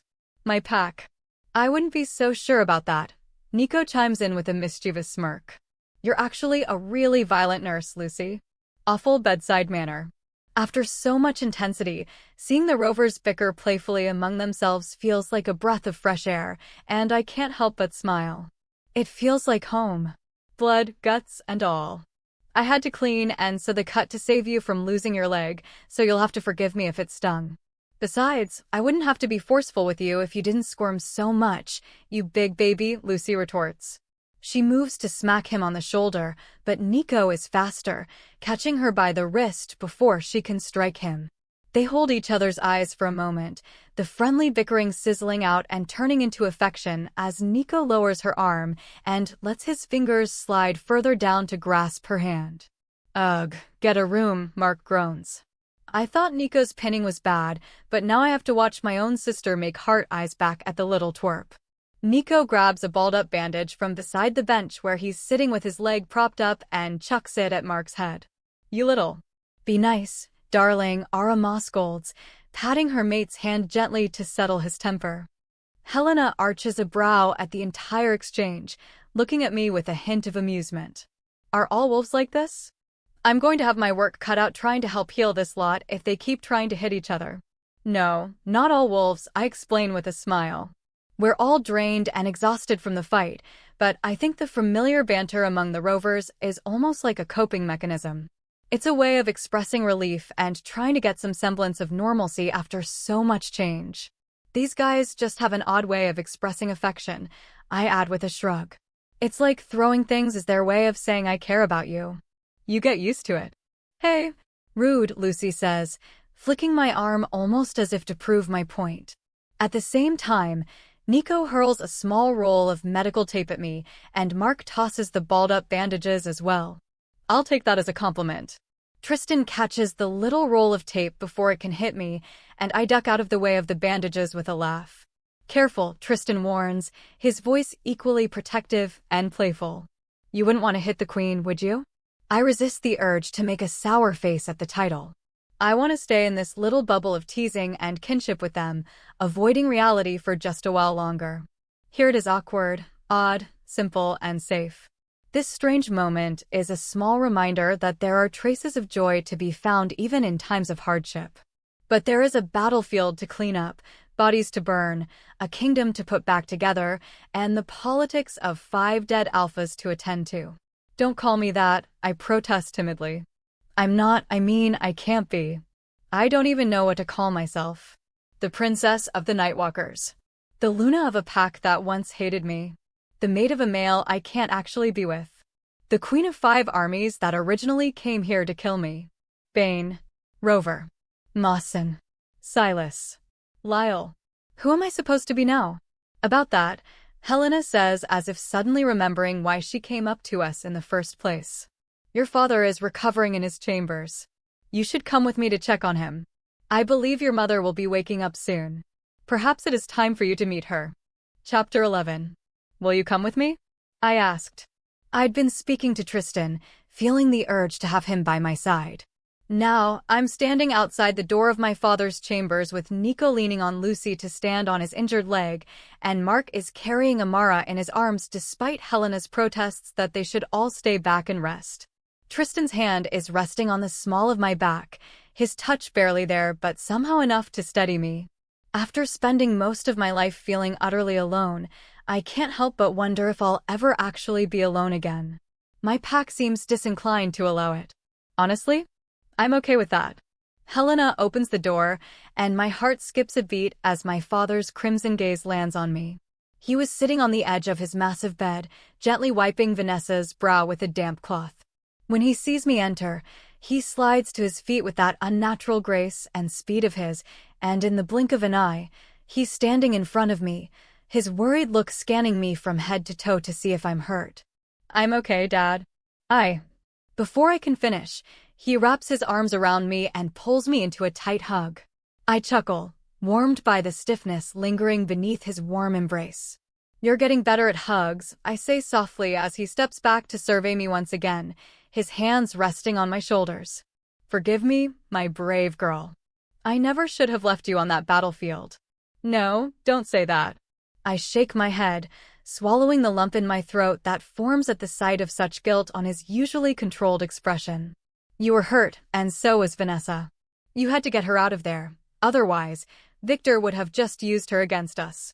There is nothing else you could have done. If he'd stayed, Victor would have killed them both. I glance down at his chest, which is visible below the unbuttoned collar of his loose shirt. Just as Tristan says, the vicious slices across his chest and down his abdomen are already starting to heal, his skin weaving itself back together thanks to the blood he drank from his enemies. He'll recover in no time, but if he'd remained a minute longer on that bridge. Nico clears his throat slightly, and my father glances over my shoulder at my companions, his eyes widening slightly in surprise. Helena nods respectfully at her king before saying, I tried to tell the wolves not to come, but they insisted on accompanying your daughter. Of course they did, my father replies softly, dropping his hands from my shoulders as the hint of a smile tugs at his lips. His gaze lands on Tristan, and he clenches his jaw as if to hold back the emotions that threaten to break his perfect composure. After a moment, he takes a deep inhale and offers his arm to the rogue alpha. My clan is forever indebted to you and your pack.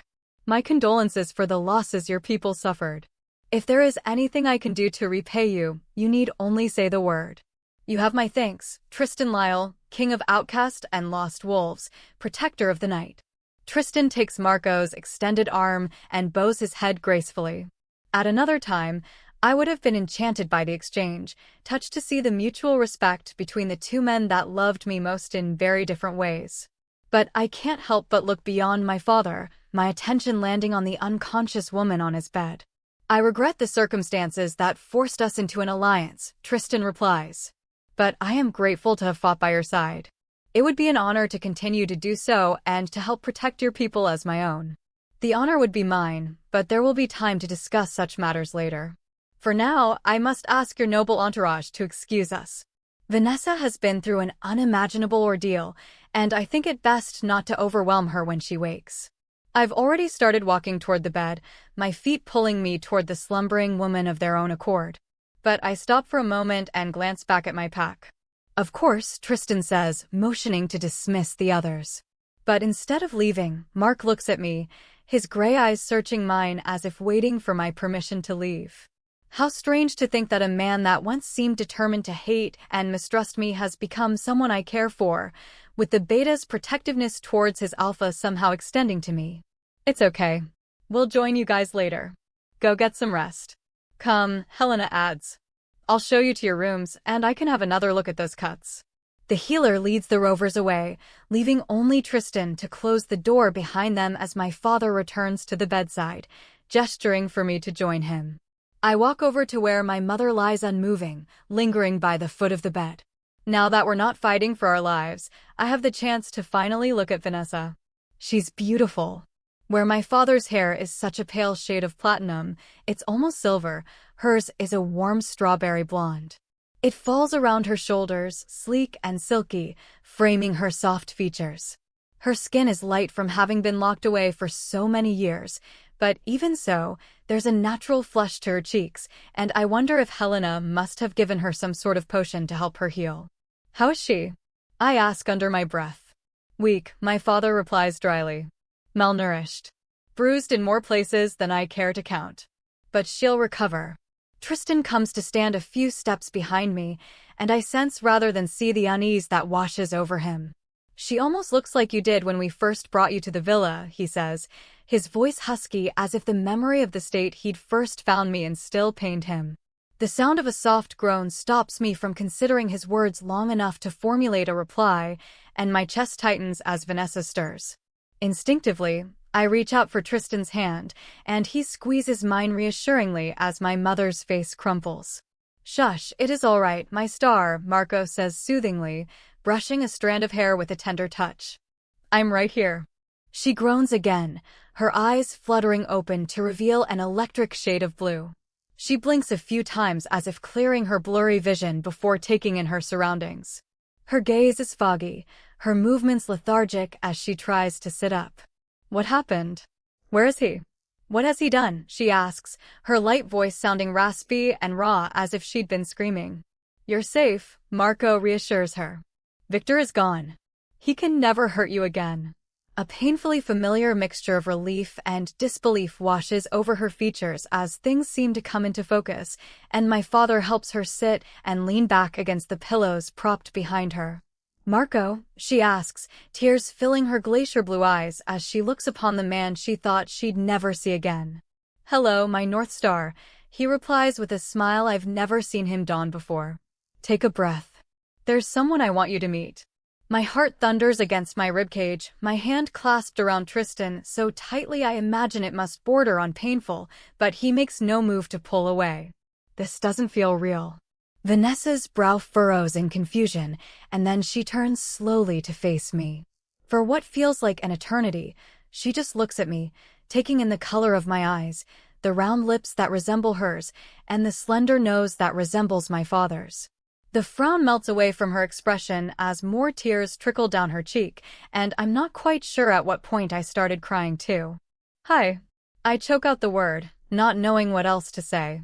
Oh, my baby girl, she sobs and leans toward me. I have to let go of Tristan's hand to step forward and help her as she reaches out to me, her slender fingers pulling me into her arms. Something taut snaps within me, and I collapse into her embrace, letting my tears fall freely as I hug my mother for the very first time. She shakes from the shock and the emotions swirling between us, whispering the same words over and over again as if trying to convince herself that I'm real. My baby, my baby, my baby. I whisper back the word that feels like a dream, tasting of long-forgotten hope on my lips. Mom. Chapter 12. My father rests a hand on Vanessa's shoulder and places the other on my own, creating a sense of connection among the three of us that I can't put into words. Still crying, she releases me to look back at Marco, taking his hand from her shoulder while still clutching my own. I mirror her actions, creating a chain between the three of us as we sit in a little circle on the bed. Look at her, Marco. She gasps with something between a sob and a laugh. Look at you. You're so big. My baby is all grown up. Vanessa's face cracks with heartache as she looks at me, shaking her head. He took you from me. He stole my baby away, and I missed so much. So many years. He took so much from me. All that time, I didn't know what he'd done to you. Hey, it's okay, I insist, squeezing her hand tightly. Victor is gone for good, and I'm here now. There will be time to grieve what was lost. We will have years to mourn the ones that were stolen from us. But right now, I've had enough sorrow, and I am not willing to give that man a single second more of my happiness. Not when I finally have what I never dared to hope for. Friends. A pack. A family. My parents. We're together now, and that's all that matters. There is so much I want to ask you, I don't even know where to begin, I tell her. Ditto, she says, smiling at me through her tears. I want to know everything. I don't even know what to call you. I tense at her words, and Tristan senses the shift in me, taking a step closer to the bed. Vanessa's eyes widen, darting up as she suddenly realizes the three of us aren't alone in the room. It's okay, I say quickly, turning back to look at Tristan, whose eyes are trained firmly on me, his expression calm and reassuring. This is Tristan Lyle, Alpha of the Rovers. He's your mate, Vanessa says softly, startling me. I whirl my head back around to stare at her in surprise. How did you know? She gives me a knowing smile, but something woeful lingers behind her expression. I may be a stranger to my own daughter, but a mother always knows. Just look at the way he watches you. I glance back to find Tristan still watching me, unflinching under my mother's scrutiny as she looks back and forth between the two of us. A few months ago, this man who didn't believe in the mating bond would have been just as likely to avert his eyes and avoid my gaze as I was.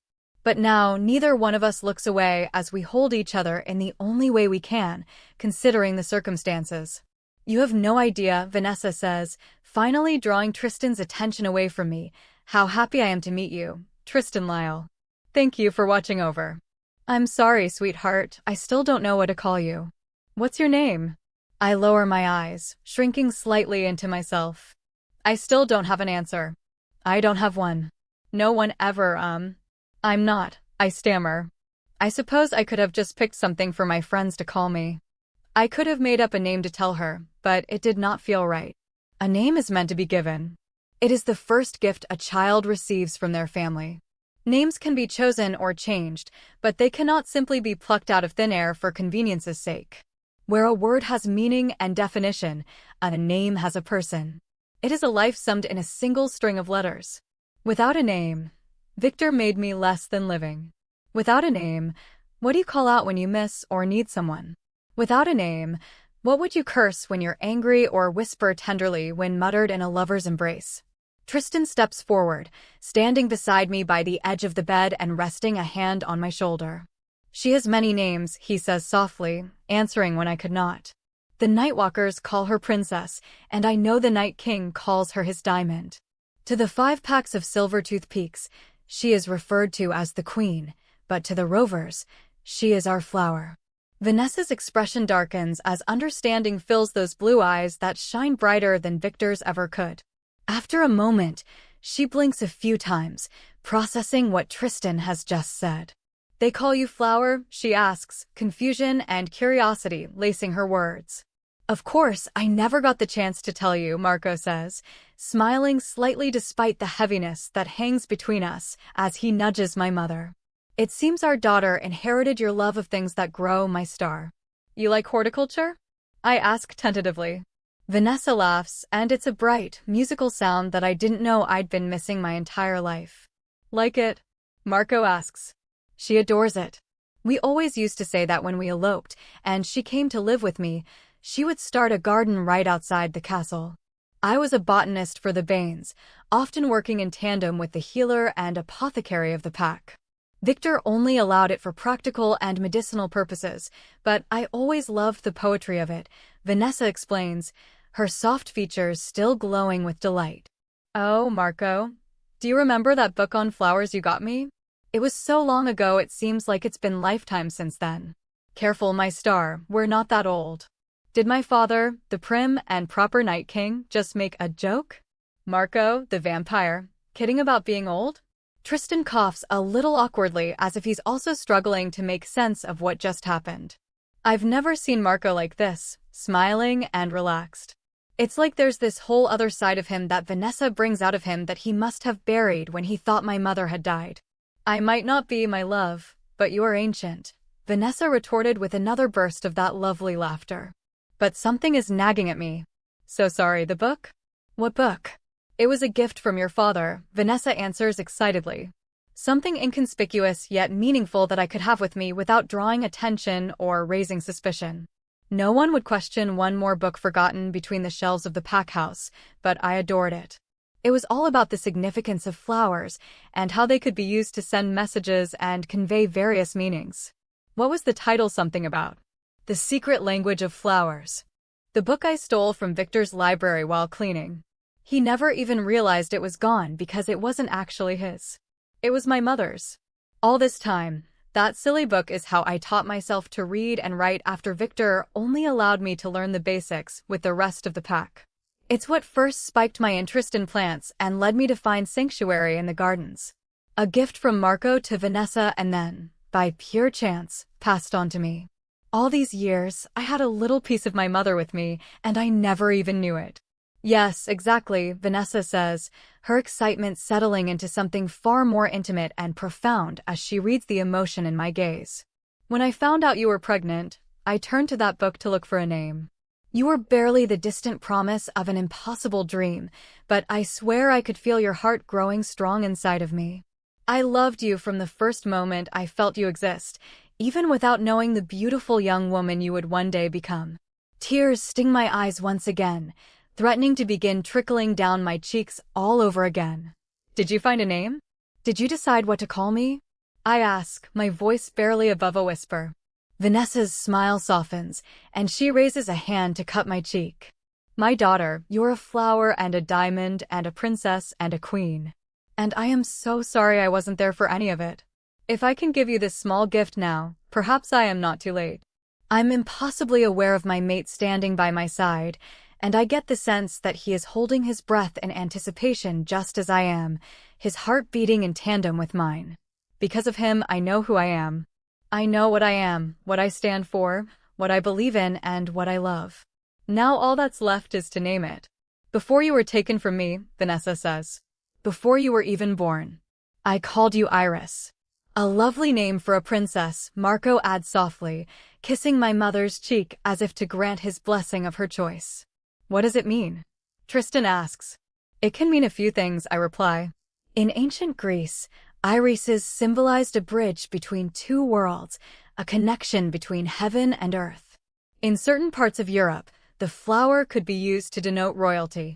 Depending on the context, an iris can represent faith, valor, trust, and courage. But basically, the most common meaning is hope, my mother interjects with a soft smile. Iris means hope. Yes. Okay. This is me. Iris means hope. Chapter 13. It took 3 days and 3 nights of tireless work to get help for all those who were injured and to get the dead to their final resting place. I spent most of that time with Vanessa, helping the healers. Although Marco had insisted my mother remain in bed and rest, by the second day, she'd outright refused to stay inside. She'd spent long enough locked away and was more than happy to assist the healers with her knowledge of botany as they tended to the wounded from the battle while the warriors burned the bodies of those who would never recover. Working alongside Vanessa also gave me a chance to get to know the woman who'd brought me into the world. She's so different from my father. She has all the soft curves to his stiff edges, her laughter far too loud, and her patience short. She is easily distracted but difficult to disagree with, and she has so many questions. When she isn't bombarding me with them, she is chatting away with the others, learning everything she can about the time Wal was locked away. 3 days to catch up on more than 2 decades of life. Sometimes I look at her, and I still can't quite believe she's real. Every few hours or so, my father finds some excuse to stop by the infirmary to check on her and look at her the same way. Tristan has not come by to check on me. I see him in passing when I join the others for our daily meals, and I leave the door to my room open when I go to sleep, but he doesn't approach me. I don't know what else I was expecting. There has been plenty of work to be done, and this distance between us feels like a necessary precaution. The curse that tore us apart is still marked over my heart, a single constant in a world so full of change. As a matter of fact, it sometimes feels like that wretched scar on my soul is the only thing that has stayed the same. In 4 days' time, there will be a conclave to mark 1 week since the battle, and after that, even more things will change. The wolves cannot stay in the Nightwalker's kingdom forever, and now that there has been time to grieve the dead, the living have become restless. So, at the upcoming meeting, the surviving betas, deltas, and gammas, or whoever is still alive and able to represent each of the 5 packs, will gather in my father's war room, along with the Night King and his advisors, Tristan, and the Rover's inner circle. I'm not sure exactly who I'm meant to represent in this gathering, but I know I must participate in this council that will determine the future of our people. Actually, I'm expected to step up as the new leader of the 5 packs. We'll cross that bridge when we get to it. I want to speak with Tristan before then, but I don't even know what to say. Would it even matter? You're doing that thing again, Iris, Lucy says suddenly, interrupting my thoughts. The Rovers had been quick to express their approval of my new name when I told them about it, but I'm still not used to hearing it. Just one more thing that feels surreal about this new world we're living in. What thing? I ask as I set down the mortar and pestle I'd been using to grind up herbs. Lucy has been helping Helena run the makeshift infirmary. She seems to be thriving in this environment, and Sophie even mentioned the possibility of Lucy becoming her apprentice as the pack shaman. With Lucy's own superpower of perception and gossip, she hardly needs to be a seer to know what goes on in her pack. That thing where your big, purple eyes get all sad and distant when you think about Tristan. Nico calls it your feelings face. Have you talked to him lately? To Nico? I ask, knowing full well that's not what she meant. No, he's usually too busy talking to you. What's going on between you two anyway? Don't try and change the subject, she huffs, blowing a stray black curl out of her eyes. Tristan makes a flower face too when he sees you two. You guys can't keep avoiding each other. What is there to talk about? He's my mate, but I can't mate with him. I love him, but being with him could kill us both. It's an impossible situation, and I don't know how talking about it is going to make it better. Also, it hurts. I don't just mean in the literal sense because of the curse. Being around Tristan is painful in an entirely non-magical way. It's the sort of anguish that comes with any heartbreak. If he's decided to pull away and keep busy, maybe it's for the best. You tried not talking to Tristan in hopes of protecting him once before, remember? Refresh my memory. How did that work out for you last time? It led to a horrible misunderstanding that ultimately culminated with him declaring his love for me before we ended up fighting side by side in a war that nearly killed us both. When I first met Lucy, she complained that I didn't talk much. If I recall correctly, she also scolded me for giving my mate the silent treatment. I really should know better by now. I don't have to admit it out loud. The miserable look on my face tells Lucy everything she needs to know. Yeah, that's what I thought, she says. After a moment, Lucy points to where Amara is resting on a stretcher with Helena by her side. Look at them. The cuts on Amara's face are healing nicely, though the scars will likely never fade, and she can only see out of one eye now. Nonetheless, she's talking intently with the Nightwalker's healer, and the two of them seem completely caught up in the conversation. Over the past 3 days, they've become rather fast friends, and Helena's constant presence is the only reason Mark is willing to leave his mate's side long enough to help out anywhere else. I've known Amara for nearly half of my life, and I've never seen her talk as much as she does with that bloodthirsty little healer, Lucy says with a smile. They make quite a pair, don't you think? A vampire and a werewolf chatting away like lifelong friends. Just look at the two of them, thick as thieves. A few months ago, I would have told you that vampires don't exist, and if they did, Amara would probably kill them on sight. She's right. So many unbelievable things have happened. I suppose at some point, I stopped keeping track. A few months before that, Lucy goes on, I would have said that Sophie would never leave her cottage in the woods, my brother would never defend an outsider, and Tristan would never commit to a mate after what happened with his parents. I'd say it was impossible for anyone to defeat the Banes. It was impossible for Tristan to get across a battlefield that sounded like it came straight out of a nightmare. It was impossible for a scrawny girl with purple eyes and a shitload of trauma to kill an alpha. Okay, it's maybe not the most poetic phrasing, but I see her point. Impossible things are happening all around me. But there is one impossible thing that I would not be able to endure. I can't hurt him, Lucy. I just can't. If this curse kills him, if it harms him in any way, it would destroy me. I love him. So tell him, she says softly, sensing how close I am to breaking at the very thought. You have already hurt him, whether you meant to or not. You'll do it again, and he will hurt you if he hasn't already. It can't be helped. Pain is part of the package when you love someone, but that doesn't mean you stop. All you can do is pick which parts you hold on to, the heartache or the hope. In a few days, an Alpha King or a Luna Queen will be chosen to unite the packs. After that, I'm guessing Tristan and the rest of the rovers will go back to their town and back to that beautiful villa by the lake. My mom and dad will stay here, and I will have a choice to make. I don't necessarily have to lose whoever I don't pick. There's nothing wrong with commuting, especially when you can shape-shift and fly. But I will have to decide. There's no escaping it. I swore I wouldn't run away, but in a way I did. Never again. How did you get so wise? I ask Lucy with a little smile that she immediately returns. I learned from my friends, Iris, she replies pointedly.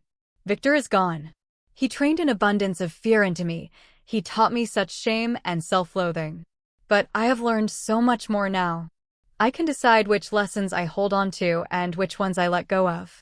I need to go find Tristan, I say, more to myself than to Lucy.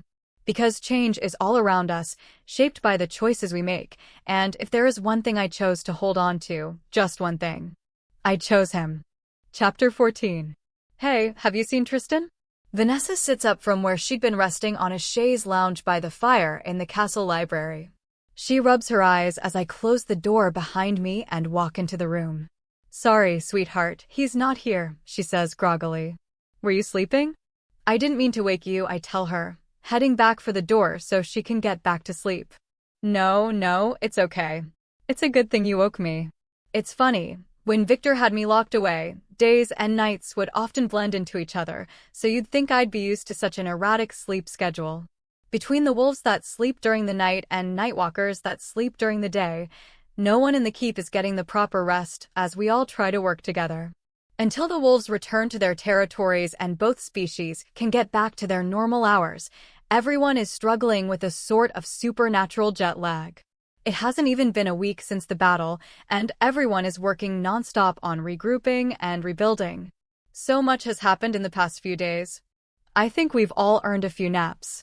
She laughs at my words, patting the cushion beside her. Come sit with me. I think one of the rovers mentioned that Tristan was helping out on the bridge. I'm sure he'll be back up soon, but perhaps in the meantime, you and I can talk a bit. I sit on the chaise beside her, and she scoffs at the distance between us, wrapping her arm around me and pulling me in close until I'm curled up beside her, resting my head on her shoulder. Marco has been getting better at hugs, but in less than 3 days, Vanessa has gotten perfectly comfortable cuddling and embracing everyone around the castle. He's very handsome, that rogue alpha of yours. He seems strong enough to pull the moon itself down from the heavens and offer it to you, and from the way he looks at you, I bet he'd be willing to do it if you just asked. I feel a flush rise to my cheeks, and I turn my face away from her so she won't see. I'm sure Celine would love that, I mumble sarcastically. As if the moon goddess needed further incentive to punish me. I'm sorry, Vanessa says softly, the playfulness fading from her voice. I cannot imagine how difficult it must be for the two of you to have found one another and not be able to be together. If there was anything I could do, Iris, if I could take the curse myself and spare you. Don't say that. Even if it were possible, I wouldn't want you to do that. No one deserves to be cursed for who they love. Besides, it doesn't work that way. Gods don't make trade-offs. I don't know what I'm going to do about the curse exactly. I just know that whatever comes next, I want to face it with Tristan. Whatever this choice is, it isn't one I want to make alone. I'm sorry about you too, I tell my mother sadly. Not just everything Victor did. I'm sorry about you and Marco. She shifts beside me to look at my face with a furrowed brow. What do you mean? Well, you might not be cursed, but you can't exactly mate with the man you love either. So I guess neither one of us gets our happily ever after. Misery truly loves company. What are you talking about? Iris, it breaks my heart to see you face the consequences of the love between your father and me, my mother says, shaking her head in disbelief. It breaks my heart because it's not fair, and the only reason I'm not living happily ever after, as you say, is because my daughter is suffering a prejudiced punishment at the hands of the goddess. But I have my mate. I am only sorry you cannot be with yours. I frown, looking up at my mom with a hesitant sense of curiosity. But a nightwalker's bite would be poisonous to a wolf. Sweetheart, do you think mating is defined by whether or not a male can mark the female? She asks. No, it's just. I didn't know you thought of Marco as your mate. That isn't exactly how the world works. But then again, the world is changing. It does not matter if he marks me or not. I don't need a mating ceremony to understand that he is the love of my life. How could it possibly be wrong if it created something as wonderful as you? The gods may be powerful, but they are not all-powerful, and they are certainly not all-knowing. It's a messy universe we live in, and I think even the moon and stars can make mistakes. Celine made a mistake when she decided my relationship with your father was not natural. She was wrong to punish you, and if I could, I would tell her so myself and in no uncertain terms. I'd love to see that. Maybe someday. As if reading my thoughts, Vanessa adds, don't give up home, sweetheart. Gods, curses, magic, and fate are all powerful things. But at the end of the day, mating bond or not, love is a choice, and there is no power stronger than love. I consider her words carefully as we sit in silence, a crazy plan beginning to formulate in the back of my mind. Well, more of a hope than a proper plan. Well, it's really just a feeling. But still, it grows within me like an ember, slowly sparking into a flame that burns through me, illuminating me with an unwavering sort of certainty. My hand goes up to my chest almost unconsciously, brushing against the skin on my chest and tracing the shape of the crescent moon. Tristan would defy the moon itself for me, and I think that doing so might just be our only chance to be together. I have everything I never thought I could have. Can I really give it all up for a chance? My little flower, Tristan's voice is a soft caress against my thoughts, almost like an answer to my unspoken question. He seemed as happy as the rest of the rovers that I finally have a name. But while the others have taken to calling me Iris, he continues to refer to me by the nickname. It feels more intimate now that it's deliberate. I know what I have to do, and I sit up suddenly, startling my mother. What is it? Vanessa asks. Tristan, he's back in the castle, I tell her, shuffling off the chaise to my feet. Lucy tells me you're looking for me, Tristan says softly through the mind link. I am. Can we talk? I reply telepathically while my mother shoots me a knowing look. I need to go, I tell her as I head for the door. I have an idea. Do you need any help? Vanessa asks, but I shake my head. Chapter 15. Tristan. I'm not ready for what comes next. I told myself that I would be. I told myself that when the time came, I'd be able to let her go. But it was a lie. She closes the door behind her as I watch her from where I'm leaning on the little ledge by her window, where I found sleeping after the battle. She smiles tentatively at me, those haunting eyes of hers tugging at my chest. Thank you for waiting for me. As if she has to thank me. Always, I answer softly, watching her from the opposite end of the room. So much has happened these past few days, and in a few days, we'll have the meeting with the different packs. I know they all expect me to be some sort of queen, but I'm not ready. Not yet. I can't promise those people anything until I talk to you. I can't. Don't, I snap, unable to help myself. Just don't. Her eyes widen in surprise, confusion flashing across her lovely features. What? I've been avoiding this moment for days, and I thought I'd be able to face it, but I can't. This was always going to be inevitable. I just didn't want to admit it. You know, I didn't understand why you left, I mutter, avoiding her gaze. I know the Night King took you away, and I know what you hoped to achieve by not returning. You wanted to protect me. You wanted to protect all of us. But I could never make sense of why you didn't come back to say goodbye. Her eyes widen as she registers my words, guilt and regret darkening her gaze. Tristan. I hate what the sound of my name on her lips does to me. No, I get it now. I think, whether you meant it that way or not, it was a mercy. Because as much as I would like to think that I would have respected your choice and allowed you to walk away, I don't know if I could have done it. It certainly doesn't feel like I can do it now. I don't understand, she says softly. What are you trying to say? I'm saying you were right, and some things are better left unsaid, I tell her, running a hand through my hair. Iris, if you called me up here to say goodbye, then I'm asking you, no, I'm begging you, just don't. She sucks in a breath, and I force myself to look at her. The softness in her gaze, that familiar, gentle kind of curiosity that is so uniquely hers, makes my lungs feel tight. You've never called me by my name before, she whispers, and even though she's on the other side of the room, her voice echoes inside me. I hadn't wanted to. It felt as if saying it would somehow make all of this real. She has a family at last. She has a home here in the Nightwalker's court and a shining future as a leader of the packs that set out to kill her and ended up bowing down to her. She doesn't need me anymore, and with that wretched curse on our bond, she has no reason to stay by my side. You're one to talk, I retort, holding her gaze. There are things you never said either.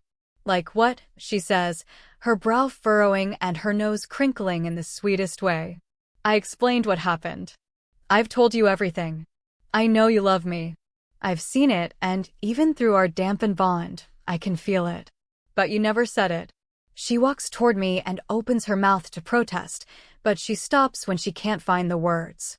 Her expression changes as the realization sets in, and I can almost see her scanning her memories, reliving each moment we shared in search of those words that she always felt but never spoke. I thought. I was so sure. I know, I tell her. And I'm sure you meant to, but things kept getting in the way. Other people, the curse, the war. Perhaps in another world, you might have gotten the chance. Perhaps in another world, you could have met a better man, and you would have fallen in love with him with plenty of safety, comfort, and time, far from all this darkness and bloodshed. She takes another step toward me, so close that I can feel the warmth coming off her body and smell her scent of flowers and morning dew. I would rather have you in this beautiful and broken world than have anyone else in a better one, she says, raising a hand to press her palm against my chest, and my heart thunders beneath my ribs as if trying to reach her touch. She lowers her gaze as if she can see it beating for her. But it cannot be hers, and she cannot be mine. I tuck a golden strand of hair behind her ear, brushing my hand down along her cheek and trailing my fingers along her jaw. I take her by the chin, tugging at her so she has to raise her face and look me in the eye. I know I have to let you go, Iris. My little flower. My hope. After the conclave between the Nightwalkers and the wolves, you and I must part ways. I understand that. I am not a fool, though I would gladly be one for you. But do not ask me to stand here as you say goodbye. I can't. I won't. She raises her hand to wrap her fingers around my forearm as if to hold me in place. What makes you so sure I called you up here to say goodbye? She asks softly, something glinting in her eyes. Do not toy with me, little flower, I warn, my voice low. What else could this be about? The Rovers can't stay here forever, and coming with me would mean risking her life. She's still cursed. I can see the mark on her chest as plainly as ever. I would never, she replies firmly, holding my gaze with such determination and intensity that I waver. No, she wouldn't. Everything she has ever done has been with the hope of protecting those she cares about. So don't say goodbye, then, I tell her, my voice catching in my throat. Say something else. I want you to speak the words. I need to hear it. She places her hand on my shoulder and pulls herself onto her tiptoes to whisper into my ear, her breath tickling the skin on my neck. You are my mate, Tristan Lyle. My king. You are the sun in the sky and the ground beneath my feet, she breathes. I love you. It seems I lied to myself again. I am a fool, after all. I'm a reckless, selfish fool because I asked her for the very words that would be my undoing. My wolf stirs in my soul at her touch as if it were no more than a needy pup, eager and hungry for its mistress. She moves to pull away slowly, and all thoughts slip from my mind. Logic, reason, and restraint fade into a distant memory until all I can feel is how much I want her. Nothing else matters except for those 3 whispered words. I turn my face towards hers, my lips meeting hers. I've wanted to be patient for her.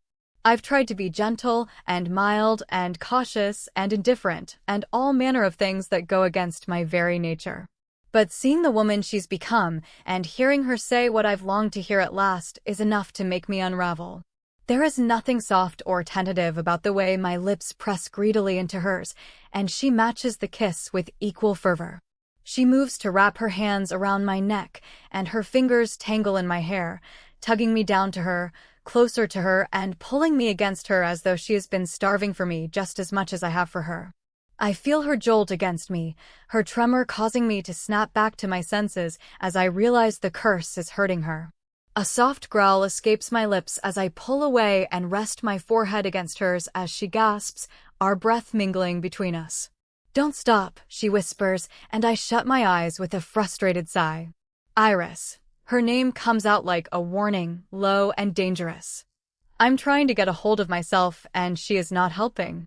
"Send me to the moon, my love," she says, her voice breathless but determined.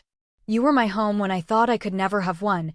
You were my friend when I did not believe I deserved such a thing, and you were my family when I did not even know what that meant. I need to be your mate, Tristan, and I want you to be mine. I love you, and I am so goddamn tired of fighting it. So just be with me." Chapter 16. Tristan's eyes widen as if I just asked him to jump off a cliff. "I suppose it's not that different from what I'm actually suggesting." "No," he says, his voice low and raspy as if the word pained him. "Hear me out." "No," he says again, more firmly this time, but when he moves to pull away from me, I take his hand. "Tristan, just listen to me." "I don't." "Iris, no. I want to be with you, but not if it's going to cost you your life. I want us to have a future, not just spend one night together only for it to kill you," he says almost frantically, but he doesn't move his hand away from mine. "I know. I get that, and I wouldn't be suggesting it if I didn't think there was a chance for us to have that future together. Is it dangerous? Yes. Stupid? Arguably. Deadly? Possibly. But it's a chance. This isn't exactly a promising pitch, but I have to be completely honest with him if we're going to try this. As far as I know, it might not just be my life on the line." "What are you talking about?" "Iris, you still bear the mark of the goddess. That curse could kill you." "Yes, I know that. But the goddess is the only one who can remove it." "What?" He shakes his head in disbelief. I take a deep breath and hold his gaze, willing him to just calm down and listen. "Where do wolves go when they die?" I ask slowly. "Our souls return to the moon goddess. Her magic created us and allows us to live, and in death, we return to the source." "But what does that—" "Wait, no." He trails off, and his golden eyes widen as his own words sink in. "Oh, you can't be serious." But I am. I don't think I've ever been more serious about something in my life. "You want to let the goddess's curse kill you, so you can ask the goddess to remove her curse?" Tristan asks, staring at me intently. "That's insane." "I didn't say it was smart. I said it was a chance. It's our only chance. Unless you know of any other way to get an audience with the moon goddess herself." "Well, no, but..." "Exactly. The curse is connected to my heart somehow. That's where the pain originates whenever we try to get close, and that's where the mark is. I think if we push our luck enough, the curse will stop my heart entirely." I can't believe we're even having this conversation. "You would die, Iris. You would actually, literally die." He yanks his hand away from mine and looks away as if the thought is too much to bear. "But I might not have to stay dead," I say, my voice pleading and insistent. I need him to at least consider it. I've been helping out at the infirmary, and I've spoken to some of the healers. If someone's heart stops under the right circumstances, the person can be revived in as much as half an hour after they died. That's just for a regular individual. Just imagine how much better my odds are as a hybrid. I have the healing powers of a Nightwalker and a wolf. But that's assuming the curse acts the same way as cardiac arrest. It could just as easily destroy you beyond saving. Besides, who's to say you'll actually see the goddess if you die? She cursed you for being half Nightwalker, so how can you be sure she'd collect your soul like all the rest? Or what if she does, but you can't talk to her? No one knows for certain what happens after death. What if it's just your essence that returns to the goddess and not your consciousness? This is a perfectly valid point for which I have no counterargument. I know. You're right, and that's not even the worst part, I sigh. He whirls around to look at me again, the muscles of his jaw clenching and unclenching as he tries to wrap his mind around what I'm proposing. What's the worst part? Do you want to know why I didn't go back to say goodbye after I found out the truth of the curse? I ask him softly, and something about the shift in my tone makes some of the tension melt from his eyes, softening into a gentler kind of concern. It wasn't just because the thought of saying goodbye to you hurts more than anything. It was because I couldn't risk you. The goddess punished me for what my parents did. So, it's perfectly possible that she would punish my mate for what I do. The curse is in my heart, I know that much. I can feel it inside me when I touch you. But if we do this, there's a chance that it won't just stop my heart. It could stop his too. It hurt him in ways I dare not imagine. What changed? He asks, and there is something devastatingly tender behind the question when he steps back toward me, searching my eyes. You weren't willing to take that chance before, and now you have so much more to lose. You have a name. You have a family. That's exactly what changed. I have hope, I reply. And I know that I'm not alone now. I thought I could face a lifetime of loneliness because that was all I'd ever known, but I was wrong. It's true, I have more to lose now, but that also means I have more to fight for, and this time, I wouldn't be fighting alone. It's far from a perfect plan, but nothing in life is perfect. Not even love. Love defies all logic and laws. Elaine betrayed Hector, but he still loved her until he died. Mark and Lucy are complete opposites and always argue, but the siblings would do anything for each other. Helena and Sophie are from enemy species, but they're friends. Marco can never mark Vanessa, but they're still mates. Impossible bonds exist all around us, and every day the world is changing. Our bond may be cursed, but while love can be unbearable, messy, agonizing, complicated, and confusing, it is never cruel. The goddess was wrong. Maybe if we try to mate, we can show her. Maybe gods can change their minds too. Or maybe not. I know what I'm saying is crazy, and not too long ago, I would have believed that I didn't have the right to ask for anything at all. But you taught me to want things for myself. And I want you. He closes the distance between us and his hand brushes against mine. You would sacrifice everything for this? For us, he asks, his fingertips slowly moving up along my forearm, his touch tauntingly delicate. It's not a sacrifice. It's a risk, I answer, my breath hitching at the way his eyes flicker down to the mark on my chest. But I am not the only one with something to lose. So if you don't want to do this, I get it. If you want to walk out of this room and never see me again, I'll understand. Because you're right, there's no guarantee either one of us will survive this.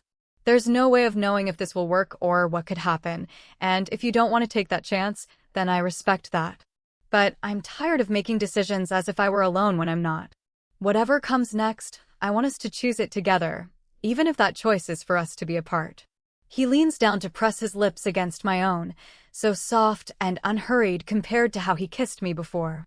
This time the kiss is not about satisfying a need or giving in to desire. It's an answer, louder and clearer than any word he could speak aloud. Nothing can keep us apart. The tension building in my chest eases as he pulls away to look at me, and I take a shaky breath to steady myself.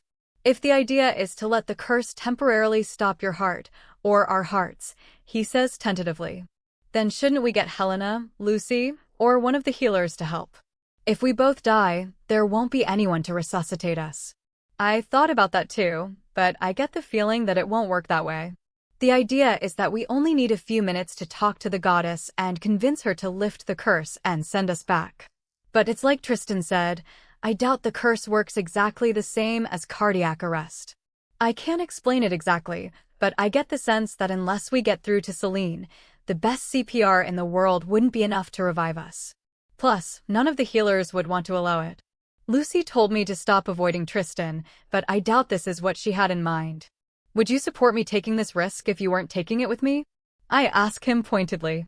Besides, we need the curse that connects me to the goddess, not a defibrillator, and I hardly think you Not to mention that we can mate properly with a team of physicians on standby. He nods, and from the way his muscles go taut, I can tell he hates the idea of anyone else being in the room even more than I do. Okay, just you and me then, he says. Gods forgive me. He pulls me close to him, bringing his lips back to mine once again. Gods forgive us indeed. Chapter 17. The pain comes just as expected. A burning sort of cold courses through my veins as Tristan kisses me, but I push it down. It's easier to bear now that we've decided to give into it, like that part of me that was struggling to hold back whenever I was around him can finally rest. I curl the fabric of his shirt into a fist and tug, wanting more of him. Tristan happily obliges, pressing his body against mine as his lips leave my own to trail kisses down my jaw and along my neck. The warmth of his breath on my skin sends shivers down my spine, and his fingers move to unbutton my blouse, eager to remove the layers that separate us. We step away from each other just long enough for me to slide my arms out of the blouse and for him to pull his own shirt off over his head in one swift motion. Everything about him is fluid and graceful, and there's something predatory in his gaze that makes my heart race, but not with fear. He takes my arm, and I yelp in surprise as he draws me toward him, and he catches me in his embrace. I brace myself with my hands on his hips as he cups the back of my neck and lingers a breath away from me. His amber eyes shine golden in the flickering candlelight of my room as he turns us around so my back is against the wall beside the window, and I'm perfectly pinned by his body against my own. My senses are a muddled mess, consumed by the sight of him, the smell of him, the taste of him, and the feel of his skin against mine. Beneath it all, my chest tightens as if it were being crushed by an invisible weight, a sharp flash radiating from my heart. Tristan holds my gaze, his breath ragged as his eyes dart down to my lips before returning to meet my own. Tell me if you want me to stop, he commands, and I know he means it. One word from me, and he'll step away, breaking off all contact between us to spare me the effects of the curse. Don't you dare, I hiss, reaching for him again. His fingers curl into my hair, pulling on it softly enough that it doesn't hurt, but firmly enough that I have to tilt my head to the side, exposing my neck to him so he can kiss the spots that he somehow knows give me goosebumps. I melt into his touch with a soft gasp as his tongue slides over my skin, and he kisses his way down my neck to my collarbone, where he stops again to look at my chest. The mark over my heart is glowing, pulsing with a silver light that burns me from the inside out, but I don't care. I'm lost to the pleasure and pain of it all, and then he presses his lips against that spot carefully as if he could kiss the mark away. The way he alternates between tender and passionate is dizzying. He's gentle and demanding, soft and hard all at once. My toes curl at the sensations flooding me. I suck in a sharp breath as another wave of pain crashes over me, and I sag against Tristan, but he steadies me. Hey, if it's too much, he starts to say, but I silence him with a kiss, consuming the words before he can even speak them. I've made my choice, and I'll make it again as many times as it takes. I can handle it, I whisper breathlessly against his lips. I want this. I want him, and there's no way in hell I'm turning back now. He bends down slowly to wrap his arms around me, and I answer his movement with my own, wrapping my legs around his waist as he lifts me into his arms and carries me toward the bed. He sets me down gently on the edge and kneels by the foot of the bed, resting his hands atop my knees as he looks up at me. I reach for him, frustrated by the absence of his body against my own, but he takes my hand and entwines his fingers against mine, resting them by my lap. Let me look at you, little flower, he says. The sight of a king on his knees between my legs reminds me of that first day I met him, when he shifted into his wolf form in that little clearing and bowed before me so I could climb onto his back. His hand slides further up my thigh, and I don't want him to look at me anymore. I want his touch. I shuffle further back onto the bed and kick off my trousers, my eyes following every move of his nimble fingers as he unbuckles his belt. Stripped down to our undergarments, I lie back with my pulse racing as he climbs on top of me. Every perfect, muscled inch of him towering over me and surrounding me, and I want all of him. He kisses me through the shocks of pain radiating from my heart, coaxing tenderness and longing into every part of me that wants to tense up instinctively in reaction to the curse. I force myself to breathe when the magic threatens to crush me and focus on every place on my body where his skin brushes against mine. Heat builds within me, battling the cold chill of the curse that threatens to freeze me from the inside out. Tristan's touch is the fire that melts away the ice in my veins. He feels hard against me in the most exquisite way, and I let go of everything except for this moment, giving in to the desire even if it damns me. I love you, Iris. I am your mate, and you are mine, he whispers against my cheek as his hand slides in between my legs. You're mine. My eyes flutter, closed with a ragged breath. But then, an odd sort of numbness creeps across me, and I feel as though I could scream with frustration as Tristan's attention reaches the most intimate parts of me. My body is too heavy, my head too light, and I feel as though my heart is pounding with such force it's going to beat its way right out of my chest. I tilt my face toward Tristan to search for his kiss, as if his lips could somehow breathe air back into my aching lungs. But I have this strange sense that I'm moving further and further away from my own body, floating away from myself despite my efforts to anchor myself in him. I cling to him tightly, my nails dragging across his bare back, and I'm vaguely aware of the sound he makes in response, somewhere between a growl and a moan. I don't want to go. Not yet. I'm not ready. I still want more of him. I want to taste every inch of him. I want him to fill me until he's ingrained in my soul. Just a few more minutes. Give me just one more kiss. But I can't feel him anymore. I open my eyes, blinking a few times as a bright white light blinds me. Everything around me feels fuzzy and far away in a not quite real sort of way, like trying to taste something in a dream. I'm not unconscious, but I'm also not exactly awake either. What happened? After a few seconds, my vision adjusts to my surroundings. It looks like I'm in the same room, but it's completely devoid of color. The bed I'm lying on is white, just like the floor, the stone walls, the curtains, the ceiling, and even the window. Everything gives off a faint sort of glow that makes things look intangible somehow. It's like the room itself and everything in it isn't fully solid, but rather made of clouds or moonlight. Where am I? What is this place? My thoughts are muddled, and my movements are too slow, like trying to move through water or something even thicker. My body feels distant and tingly, and I can't remember where I was or what I was doing. I get the sense that I'm slipping away, my consciousness drifting into a place I can neither identify nor understand. I was doing something. I was with someone. Tristan. My mate. We were in the middle of. I can't think straight. Did I pass out? Where did he go? Or where did I go? What's going on? I look down, surprised to see the mark on my chest shining the same silvery white shade as my surroundings. I lift a hand to trace the crescent shape, but then I notice something else, and I press my hand flat against my chest. The mark is glowing steadily, but below the skin and beneath my bones, there's nothing. No pulse. No warmth. No steady rise and fall of my own breathing. No heartbeat. Chapter 18. Where is Tristan? He was just with me. He was holding me and saying my name. I remember telling him I love him and then nothing. As I sit up on the bed that is not quite my bed in the room that isn't really a room, there is no sign of him. I'm surrounded by that translucent shimmer and utter silence. Tristan. I call out, but only my voice echoes back to me in response. Tristan. Where are you? He is not here, an ethereal voice says, and I whirl around to face its source. A woman stands by the window, but I cannot see through the glass to what is outside. She is the most beautiful thing I've ever seen. Her skin is pearly and iridescent, glowing softly, just like our surroundings. Her hair isn't just black, it's darkness itself, and when she moves, I swear I can see stars in between the strands. Entire galaxies swirl in those lovely locks that cascade down well below her waist. Your mate cannot hear you, she says. Her voice is unlike anything I've ever heard.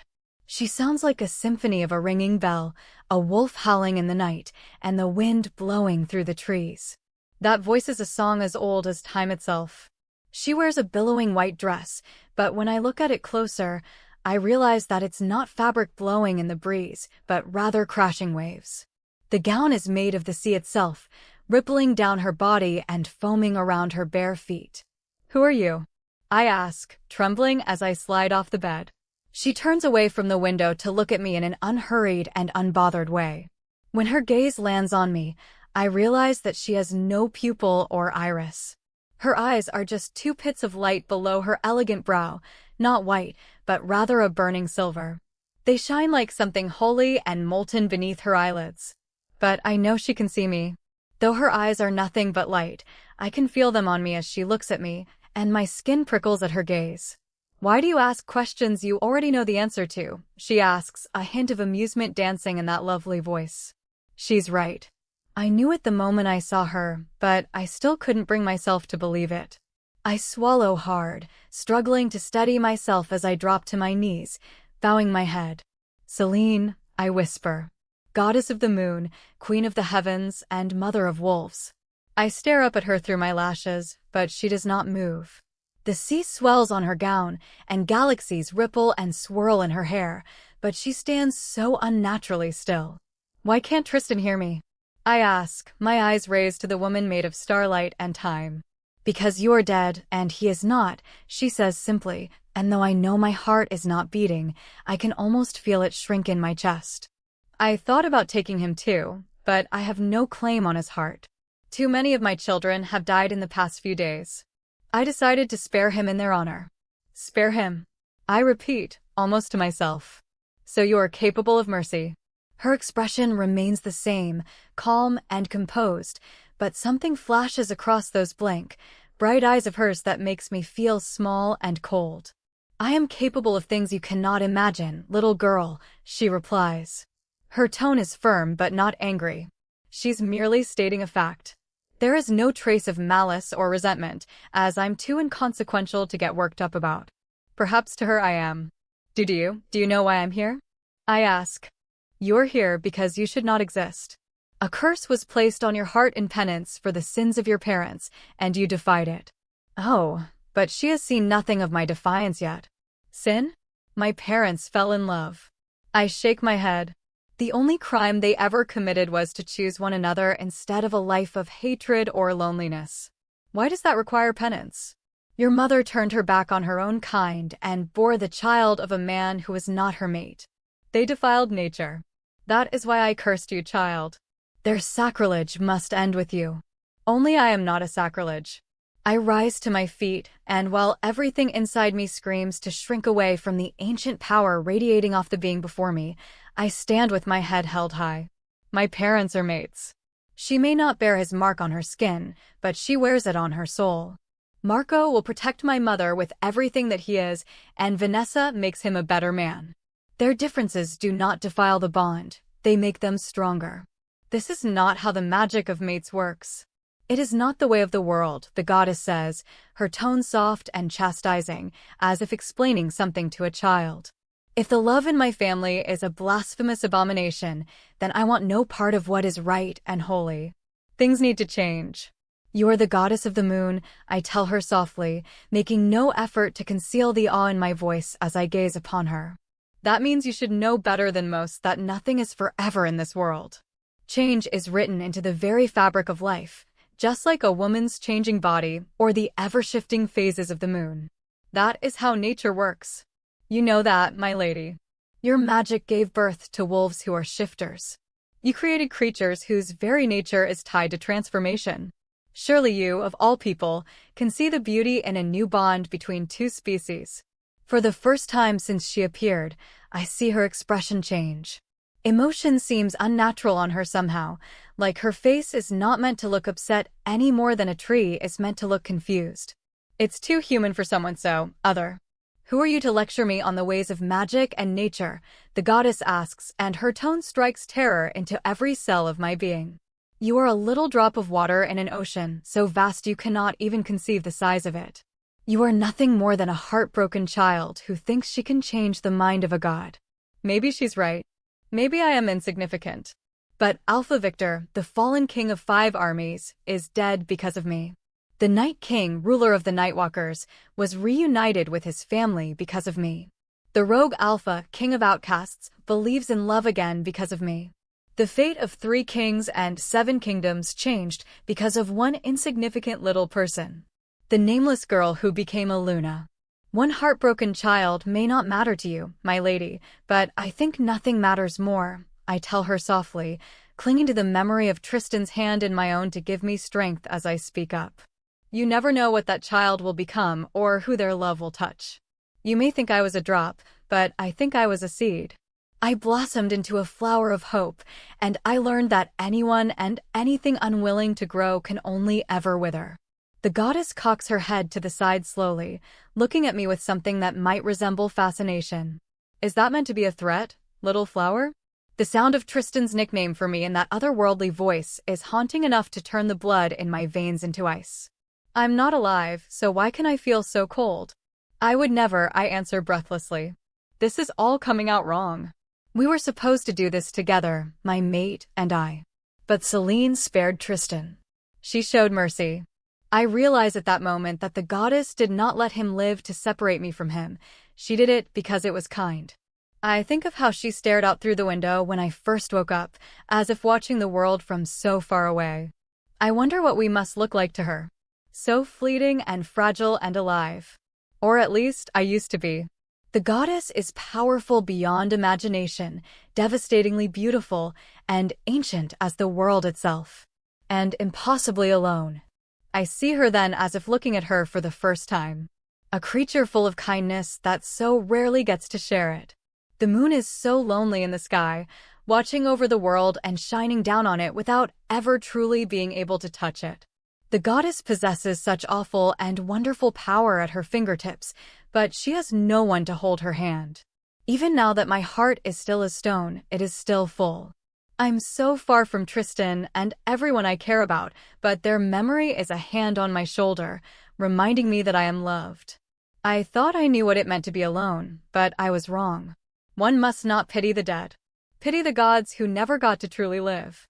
Chapter 19. I would never threaten you, I repeat, trying to keep my voice from cracking even as tears sting my eyes. How could I? I have nothing to threaten you with. I hold no power over you. I possess nothing that you desire. I don't have a bargain or a weapon or a trick I can use against you.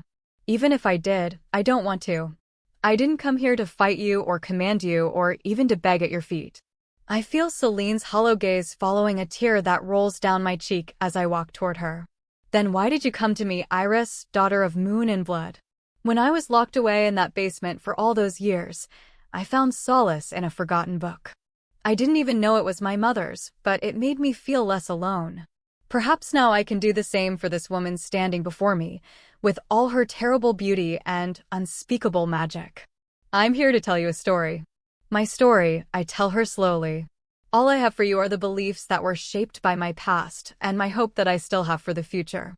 If you'll allow it, I'd like to share those with you. She watches me carefully, and though her eyes remain voids of starlight, I can almost see the surprise there.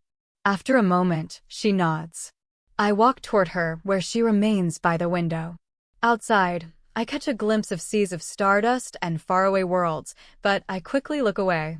For some reason, I get the sense that such a view is not meant for mortal eyes, and if I look out for too long, the sight would burn away my eyes. Instead, I sit on the little ledge by the window where I'd curled up so many times to look up at the moon. But this time, she looks back at me. The moon looks back at me and listens. I tell her the story of the nameless Luna, of the lost little girl who found herself when she fell in love with a king. The words spill out of me and fill the space between us, bridging our differences. Her face remains impassive the entire time, but I keep going. I tell her about all the unspeakable things Oscar and his goons did to me, and for once, I hold nothing back, bearing each and every one of my scars. I tell her things I would never tell my mother or my mate, for fear of causing them sorrow. Considering she's the goddess, I skip over the details and technicalities of everything that happened. She knows that already. I don't need to tell her all the facts and figures. I want to tell her how it felt. I don't know how long I talk. Time seems to flow differently here, wherever here may be. When I'm finished, we remain in silence, and I look at her in a fruitless attempt to guess what she's thinking. I understand that it is her role to protect the balance of nature, but I truly believe that the love between my parents, and my entire existence for that matter, is not an offense to what she stands for. After all, what is more natural in this universe than change? I know I'm young, I say after an immeasurable stretch of silence has passed. But I have seen kingdoms fall and legends come to life. Enemies can become lovers, alphas can become ash, and a flower can grow enough to reach the moon. I have to believe that curses can be broken, and gods can forgive what they did not understand. I know they can. And you should. Because the world is changing, my lady. You can either change with it, or you can get left behind. She quirks her head to the side ever so slightly, and I can't tell if I've amused or offended her. And that is not a threat, I add quickly. It's the truth. Nothing stays the same, and if there was ever a single thing in existence worth changing for, it's love. I turn slightly on the ledge so my back is to the window and face her directly. Maybe I can prove it to her. You marked my heart and stopped it, but look inside of it now, I tell her. Look inside me and see my truth. After a pause, the goddess raises her hand and lets it hover just over my chest. Up close, her opalescent skin shimmers softly, and I can't help but wonder if she's actually solid. Her palm lingers a few inches away from me, and I feel the faintest tingling sensation around my heart. For a moment, I wonder if I'm imagining it, but then it's gone. My brows shoot up in surprise as I glance back up at the goddess and find something fond tugging at the corners of her lips. Her smile is the loveliest thing I've ever seen, but before I can really focus on it, the goddess's hand presses against my chest. I gulp at the contact, half expecting her to be intangible, but her touch is firm and sudden. It feels far harder than it should, as if she'd slammed her palm against me at full force rather than simply raised it and laid it softly over my heart. It knocks the air out of my lungs, though I'm vaguely aware of the fact that if my heart wasn't beating, I probably shouldn't be breathing either. My head spins, and I feel myself fall backward, the world toppling around me. Behind me, there is no shattering window and no glass to support me or prevent me from dropping back and tumbling out the window. The next thing I know, I'm falling. Did I just get pushed out a window by an ancient deity? I don't have time to wonder. I don't even have time to scream. The world flies past me, flooding my senses as I fall. I get flashes of memories, dreams, wishes, ideas, and everything in between, and I wonder if this is what Alice felt like when she fell down the rabbit hole. Down and down I descend, too fast to think, feel, or react. There is only the fall. And then there is the end of it. I flinch at the sudden feeling of something solid beneath me, but it doesn't hurt. Gasping, I lurch forward, sitting up way too quickly, only to have a wave of dizziness pull me back down as I blink a few times, clearing my vision. I'm staring up at the ceiling of my bedroom in the Nightwalker's castle, panting for air as my head flops back on the pillow. Everything is too bright and colorful compared to the soft and cohesive white glow of that other place. There are hands on my shoulders, and as some of the fogginess clears, I realize that someone is calling out my name. Tristan appears, filling my field of vision as he looms over me, his hands brushing some of the hair out of my face as I suck in a shaky breath. Iris. Iris, you're okay. It's all right. I'm here. I'm right here. You're safe. Just stay with me. I want to tell him that I have never been so happy to see anyone in my entire life. I want to tell him that I love him more than anything and that I told the goddess as much before she shoved me out of a magical window. Instead, a single word slips past my lips, raspy and haggard. Ow. There's a tightness in my chest that feels decidedly unmagical. Tristan chuckles as I pout, wincing at the discomfort all over my body.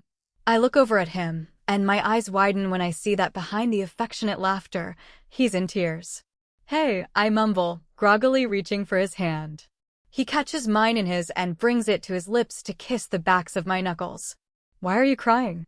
He shuffles on the bed, lying down beside me as I curl up against him, instinctively seeking the comfort of his skin against mine as I try to chase away the soreness clinging to my bones. I thought I lost you, he whispers, wrapping his strong arms around me. I'm right here. I feel drowsy and dopey, but I'm here. He feels solid and warm against me. Real. This is real. I'm alive. I'm here with him. My chest hurts, I groan, absently rubbing at the spot over my heart. I feel like I've been punched. Sorry about that, Tristan says, and I frown. What do you mean? You passed out, Iris. Your heart stopped beating. I gave you chest compressions and mouth to try and bring you back, but you were dead, he explains, his voice catching as if the word physically pained him. Wait. I close my eyes and pinch the bridge of my nose as my thoughts start to come into focus. Tristan rubs my shoulder, massaging some of the tension as I raise a hand to my chest. The thing that restarted my heart, was it the goddess's touch or my mate's? The pain in my sternum from Tristan's chest compressions feels far more solid and plausible than the hazy memory of a woman made of moonlight. Already it's starting to fade from my mind, and trying to picture her is like trying to remember a dream after sleep has worn off. Can you check for me? I ask Tristan with my eyes still closed. I'm too nervous to look. Tristan's laugh rumbles against me before he replies, his voice still giddy with relief as his other hand lands gently on top of my own, resting reassuringly over my heart. You're awake now, my little flower. I think that means your heart is beating again. No, not my heart, I shake my head, finally opening my eyes to meet his. The crescent mark. The curse, is it still there? Chapter 20. Iris, darling. What? Is it still there? It is, isn't it? I ask through gritted teeth. I really thought this would work. I thought she removed it. Iris, stop talking and look, Tristan commands, and I tilt my chin down to stare at my chest. The mark of the moon is still there, but it's no longer a crescent-shaped scar on my skin. It doesn't glow like it did before with a burning sort of light, but when I prop myself up on my elbows to look at it better, it shimmers softly. As if someone ground up pearls and diamonds and used the powder to paint the mark onto my skin rather than engraved it like a birthmark. Instead of the same old shape, the symbol has shifted to become 3 different phases of the moon pressed against each other, waxing, full, and waning. The waxing moon is represented by a crescent moon facing right, with the full moon represented by a circle in the center, and the waning moon facing left on the other side. A symbol of the changing phases and the cycle of life, moon maiden, mother, and crone. What does it mean? Tristan asks, his brows furrowing as he crouches in front of me to run his fingertips over the new mark. It means something new, I whisper with a smile. It means that just like the moon itself, the goddess changes. My fingers brush up against Tristan's as I trace the outline of the mark, feeling a soft warmth spreading beneath, almost like the magic is acknowledging me. It feels like a promise. It feels like love. No longer the mark of a curse, but a blessing. Does that mean? Tristan's voice trails off, his eyes flickering up to meet mine, and the hope there makes me giddy. It means I'm free. The goddess gave me her blessing. He laughs in awe, staring at me as though he can't fully believe it. I take his hand and squeeze it tightly and reassure him, we're free to be together. He pulls me closer to him, his golden eyes glowing with pride and something else. You did it, he whispers, and the joy in his voice is a mirror of my own. I breathe in his scent of honey and spice and smoke, my body tightening with desire. What are you waiting for? I ask breathlessly, feeling more awake than I have in a long time. The drowsiness has worn off, and though my chest is still sore, the faint discomfort is absolutely inconsequential and quickly forgotten. Kiss me. He happily obeys, and his lips press against my own, hard and sensual. I'm suddenly very aware of the fact that we're both still wearing nothing but our undergarments, and then his hands are on my body, and I can't think of anything else. There is no pain. No ache or shock. There is only his skin against mine and the taste of him on my lips. This time, the tingling heat inside me is intoxicating and utterly divine. I drape my legs over the back of his hips, holding him tightly against me. We finish stripping until there is nothing between us, and every time we pull away, his eyes remain glued on mine, staring into my soul in a way that makes the connection between us feel tangible. He tastes every intimate part of me, savoring the goosebumps on my skin. I'm left shivering as he toys with my pleasure with nimble hands and hungry lips, my toes curled as he lavishes me with attention. When he shifts again to kiss me, We're both panting softly, and the sweat on his tan skin glistens in the soft light. Outside, the moon shines just for us, and I take a moment to marvel at the man in my bed.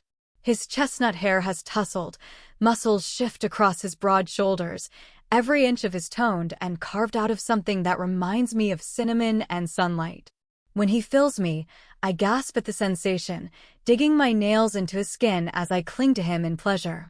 He kisses the spot between my shoulder and my neck as he moves inside me, and when his teeth sink into the sensitive skin there, it does not hurt. It's shocking but far from unpleasant. I feel electric and alive as he marks me, my inner wolf purring in delight as our bond snaps into place. The telepathy we had before through the mind link is little more than a tin can on a string compared to the channel that now opens up between us. His mind flows into mine, and I see myself through his eyes as he makes love to me. His thoughts open up to me, the spirit of his wolf stirring to meet my own, and I can feel every ounce of affection pouring out of him. I see it all now. Every stolen glance in my direction. The reluctant smiles whenever I did something that cracked the walls he'd built up inside himself. How the casual brush of my skin against his made him want to pull me into his arms. Every flower I tended to in the garden of the villa that seemed to bloom brighter under my care. The burst of pride when we trained on the balcony, and I knocked him on his ass. Every scar on my skin that he longed to cover in kisses until the thought of him overrode the memories of those who had hurt me. How relief had flooded him when he saw me again on that bridge. An all-consuming anger at the thought of someone laying a hand on me and harming me. Every broken word I stuttered, and how my muttering made him want to bite my lower lip affectionately. The raw admiration and awe when he saw me defeat my enemy on the battlefield. The terror that threatened to consume him and tear him apart when I fell limp in his arms, and my heart stopped beating. It is one thing to hear someone tell you they love you. It is another thing entirely to be able to feel it for yourself. As I look into those golden eyes that I adore, I can see him thinking the same thing as my own mind spills into his. The mating bond between us solidifies as our pleasure peaks, and I don't know for how long we lie thereafter, tangled up in each other with racing hearts and ragged breaths. Eventually, we fall asleep in one another's arms. Despite my exhaustion, I cannot wait to wake up again. For once, I cannot dream of a life better than the one I am already living. After a few hours, the sun comes up, and things go by very quickly. Lucy makes breakfast. Nico eats most of it. When our friends notice the shimmering sigil of the goddess on my chest and the faint mating mark on my neck, they bombard us with questions. Helena tells us we're crazy for having done what we did. Mark makes an inappropriate comment about Tristan and me that has Amara smacking him on the head. My father protests that once the curse was lifted, we could have had a proper ceremony and hosted a celebration. My mother tackles my mate with a hug so energetically that Tristan's strength and size are the only reason she doesn't knock him over. A few days after that, the conclave gathers in the war room, and the 5 kingdoms that fought in the war become united into a single pack called the Baneless Moon. After that, a treaty is drawn between them, Nightwalker clan, and the Rovers pack, and it becomes known as the Nameless Alliance. Despite my protests, I am declared the sole queen of the Baneless Moon pack, Luna of the Rovers, as well as princess and official heir of the Nightwalker clan. My first order of business is appointing a council to help me rule and maintain the peace among the 3 lands I am not linked to. Fortunately for me, everyone I could have wanted is already there in the room with me. 1 week later, I find myself all packed up and saying a tearful goodbye to my parents. My father insists that even though I decided to live in the Villa du Lac with my mate, I will always have a home in the Nightwalker's court. My mother insists that I come and visit at least once a month, and Tristan reassures her that she is always welcome in the Rover's territory whenever she wants. She replies that, in that case, we should forget about monthly visits and get together once a week. I expect I'll be doing a lot of commuting between the 3 kingdoms, but considering I won't be making the trip alone, I don't mind. I have my pack, my friends, my family, and my mate by my side. The world will continue to change in strange and unforeseen ways, but whatever comes next, I know I will not face any of it alone. After what feels like a lifetime away, We return to the rovers' village, and those who stayed behind during the battle come out and greet us on the streets. Sunlight glistens on the smooth surface of the crystalline lake in the distance, the day crisp and bright. The door of the Villa du Lac opens of its own accord, the magic of the mansion welcoming me back, and I'm reminded of the first time I ever saw this place. Never in a million years could I have imagined how much would happen and how different I would be. Never in a million years could I have guessed what this house would mean to me. This strange, enchanted house with its self-cleaning kitchen that used to confuse me so much, the massive balcony where Amara taught me to fight, the courtyard where Lucy and I would have brunch, the garden filled with enough beauty to bring tears to my eyes, the winding path out back that led to the lake where a mysterious voice once called out to me, and the room where I used to sleep with the door open. Now, I'll be sharing my mate's room, and we will most certainly have to lock the door to keep our marvelously meddlesome friends out. Now, the people of this house are so much more than kind strangers, and the magic of these lands fills me with wonder instead of fear. Now I have a name, a past that I am proud of, and a future I am so unbelievably excited to share with the love of my life. Now, I'm finally home. Chapter 21. Tristan. I follow the sound of anxious whispers past the sliding glass doors and out into the garden of the Villa du Lac. I could sense the nervous tension that had been building over the past few days in my mate, but I couldn't see her just yet. I'd tried talking to her earlier, but she'd just brushed me off, and I couldn't shake the feeling that there was something troubling her. Uncertainty, excitement, and strange anxiety echoed to me through the bond, and I could feel her trying to shut me out. It was unlike Iris to push me away, and it was even more unlike her to act so secretively. After a disastrous attempt to throw Nico a surprise party for his birthday, we'd all realized just how terrible she is at hiding things. Before we mated, before the broken curse and the war, Iris had tried to keep things from me. She'd been ashamed of her scars, and she'd done everything in her power to drive distance between us in an attempt to protect me. It's a good thing she never felt inclined to lie to me outright. My mate wears her emotions on her eyes. She's absolutely rubbish at hiding them, particularly from me, and especially now that our bond is complete. Her feelings radiate off her like a soft glow, and her thoughts often tickle the back of my mind. My senses are flooded with the intoxicatingly sweet scent of flowers in full bloom in the garden. Life seemed to thrive under her touch, and the blossoms of our home have never looked lovelier. I round the corner and find Lucy and Iris sitting on the edge of the little fountain. They're leaning in close to each other, their foreheads almost touching as Lucy whispers something excitedly. I can be quiet when I want to be, but Iris's lips go still, her eyes flickering up from her friend as she senses me approaching. Her gaze darts back to Lucy as the two of them straighten and go quiet, as if I hadn't just walked into something I wasn't supposed to see. "Hey, boss," Lucy says with a too eager smile as Iris avoids my gaze. "I thought you were out hunting with Mark. We came back early. I've never known a wolf with such a terrible sense of smell as your brother. It's a good thing Nico is our tracker." "Mark couldn't even find one rabbit," I say carefully, monitoring their reactions. Lucy snorts in amusement, unable to disagree with my playful jab at her brother's tracking skills. Iris clears her throat. "Lucy, would you mind giving me a minute alone with my mate?" Lucy's eyes widen momentarily as she looks between Iris and me, the corners of her lips twitching. "Of course. I'll go see if Amara needs any help in the library," Lucy says at last. The vicious gash on Amara's face has all but healed, but her left eye will never open again. Despite this, she remains as graceful and proud as she was before, and she's taken to reading in the library in a supposed effort to exercise her good eye. But she's happy to spend her days surrounded by books even without the excuse. I watch without a word as Lucy bounces up and slips past me, hurrying away before I can ask her anything. "Sit with me, my king," Iris says softly, her lilting voice drawing my attention back to her. She pats the stone beside her, a patient smile gracing her perfectly plump lips. I can feel her excitement through her bond, but she's trying to hold it back, putting up a wall around her mind to keep me from seeing whatever is causing it. She's never shut me out like this before, and the attempt at secrecy is clumsy and obvious. It feels like if I just scratched at the edge of that wall, it would collapse like a dam, and whatever thought she is holding back would flood out. What's going on? I ask her. If there is something she doesn't want me to know, she must have her reasons. I don't like it, but I respect it. Besides, something about her buzzing emotions through the bond gives me the sense that whatever she's not saying isn't a bad thing, and it's only a matter of time before she lets me in. Would you just sit? She says with a laugh. I'm trying to tell you. I have news.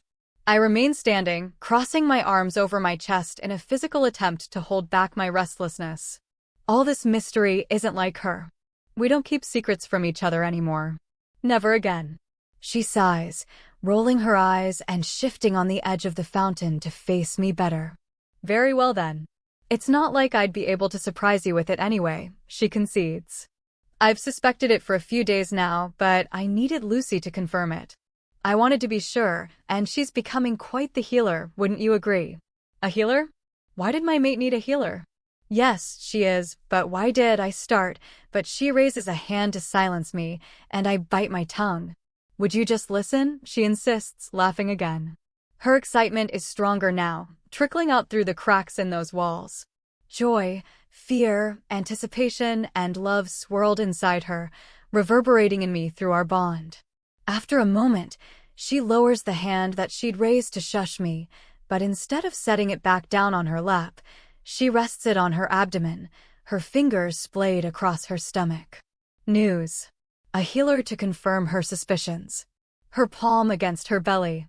The pieces begin to click into place in my head. Could it be? My eyes widen, darting between her stomach and her face. You're not. I mean, are you? I trail off, almost afraid to speak the words out loud as if doing so might jinx it. Pregnant? Expecting? With child, she asks with a giggle, unable to help herself.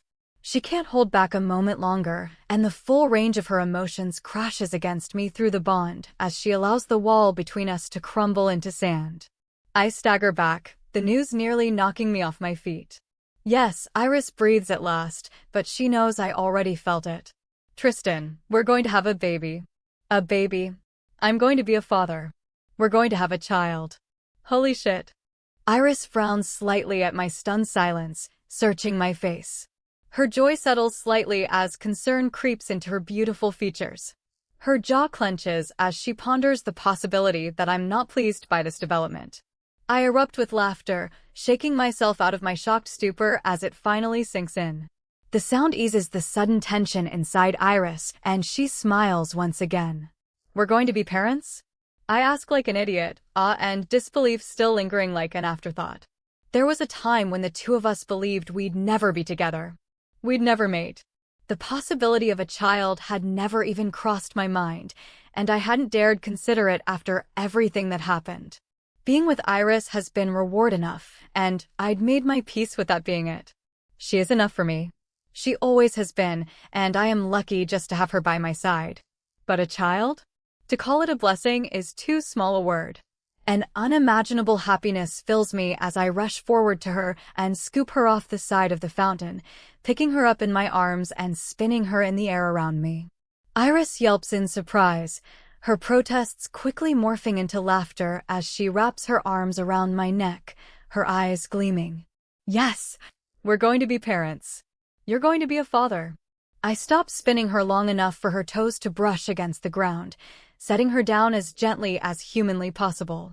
I rest my forehead against hers, and she tilts her chin up to kiss me tenderly, her lips softer and sweeter than any petals in this garden. The garden. I chuckle, and Iris quirks her head in a curious motion, her eyes still gleaming with the purest joy. What's so funny? She asks, though she can't stop smiling any more than I can. Gods, I hope it's a girl, I say, and she narrows her eyes playfully at the teasing in my tone. Why? Iris asks cautiously. Because I can't imagine what we'll call him if it's a boy. I know you too well, my love. There is just no way you'll name our child after anything other than a flower. Maybe, she says with a sly smile, something glinting behind her otherworldly eyes. The mark on her chest shimmers as it catches the sunlight, making her next words seem like so much more than just mischievous banter. Who knows what comes next? The end.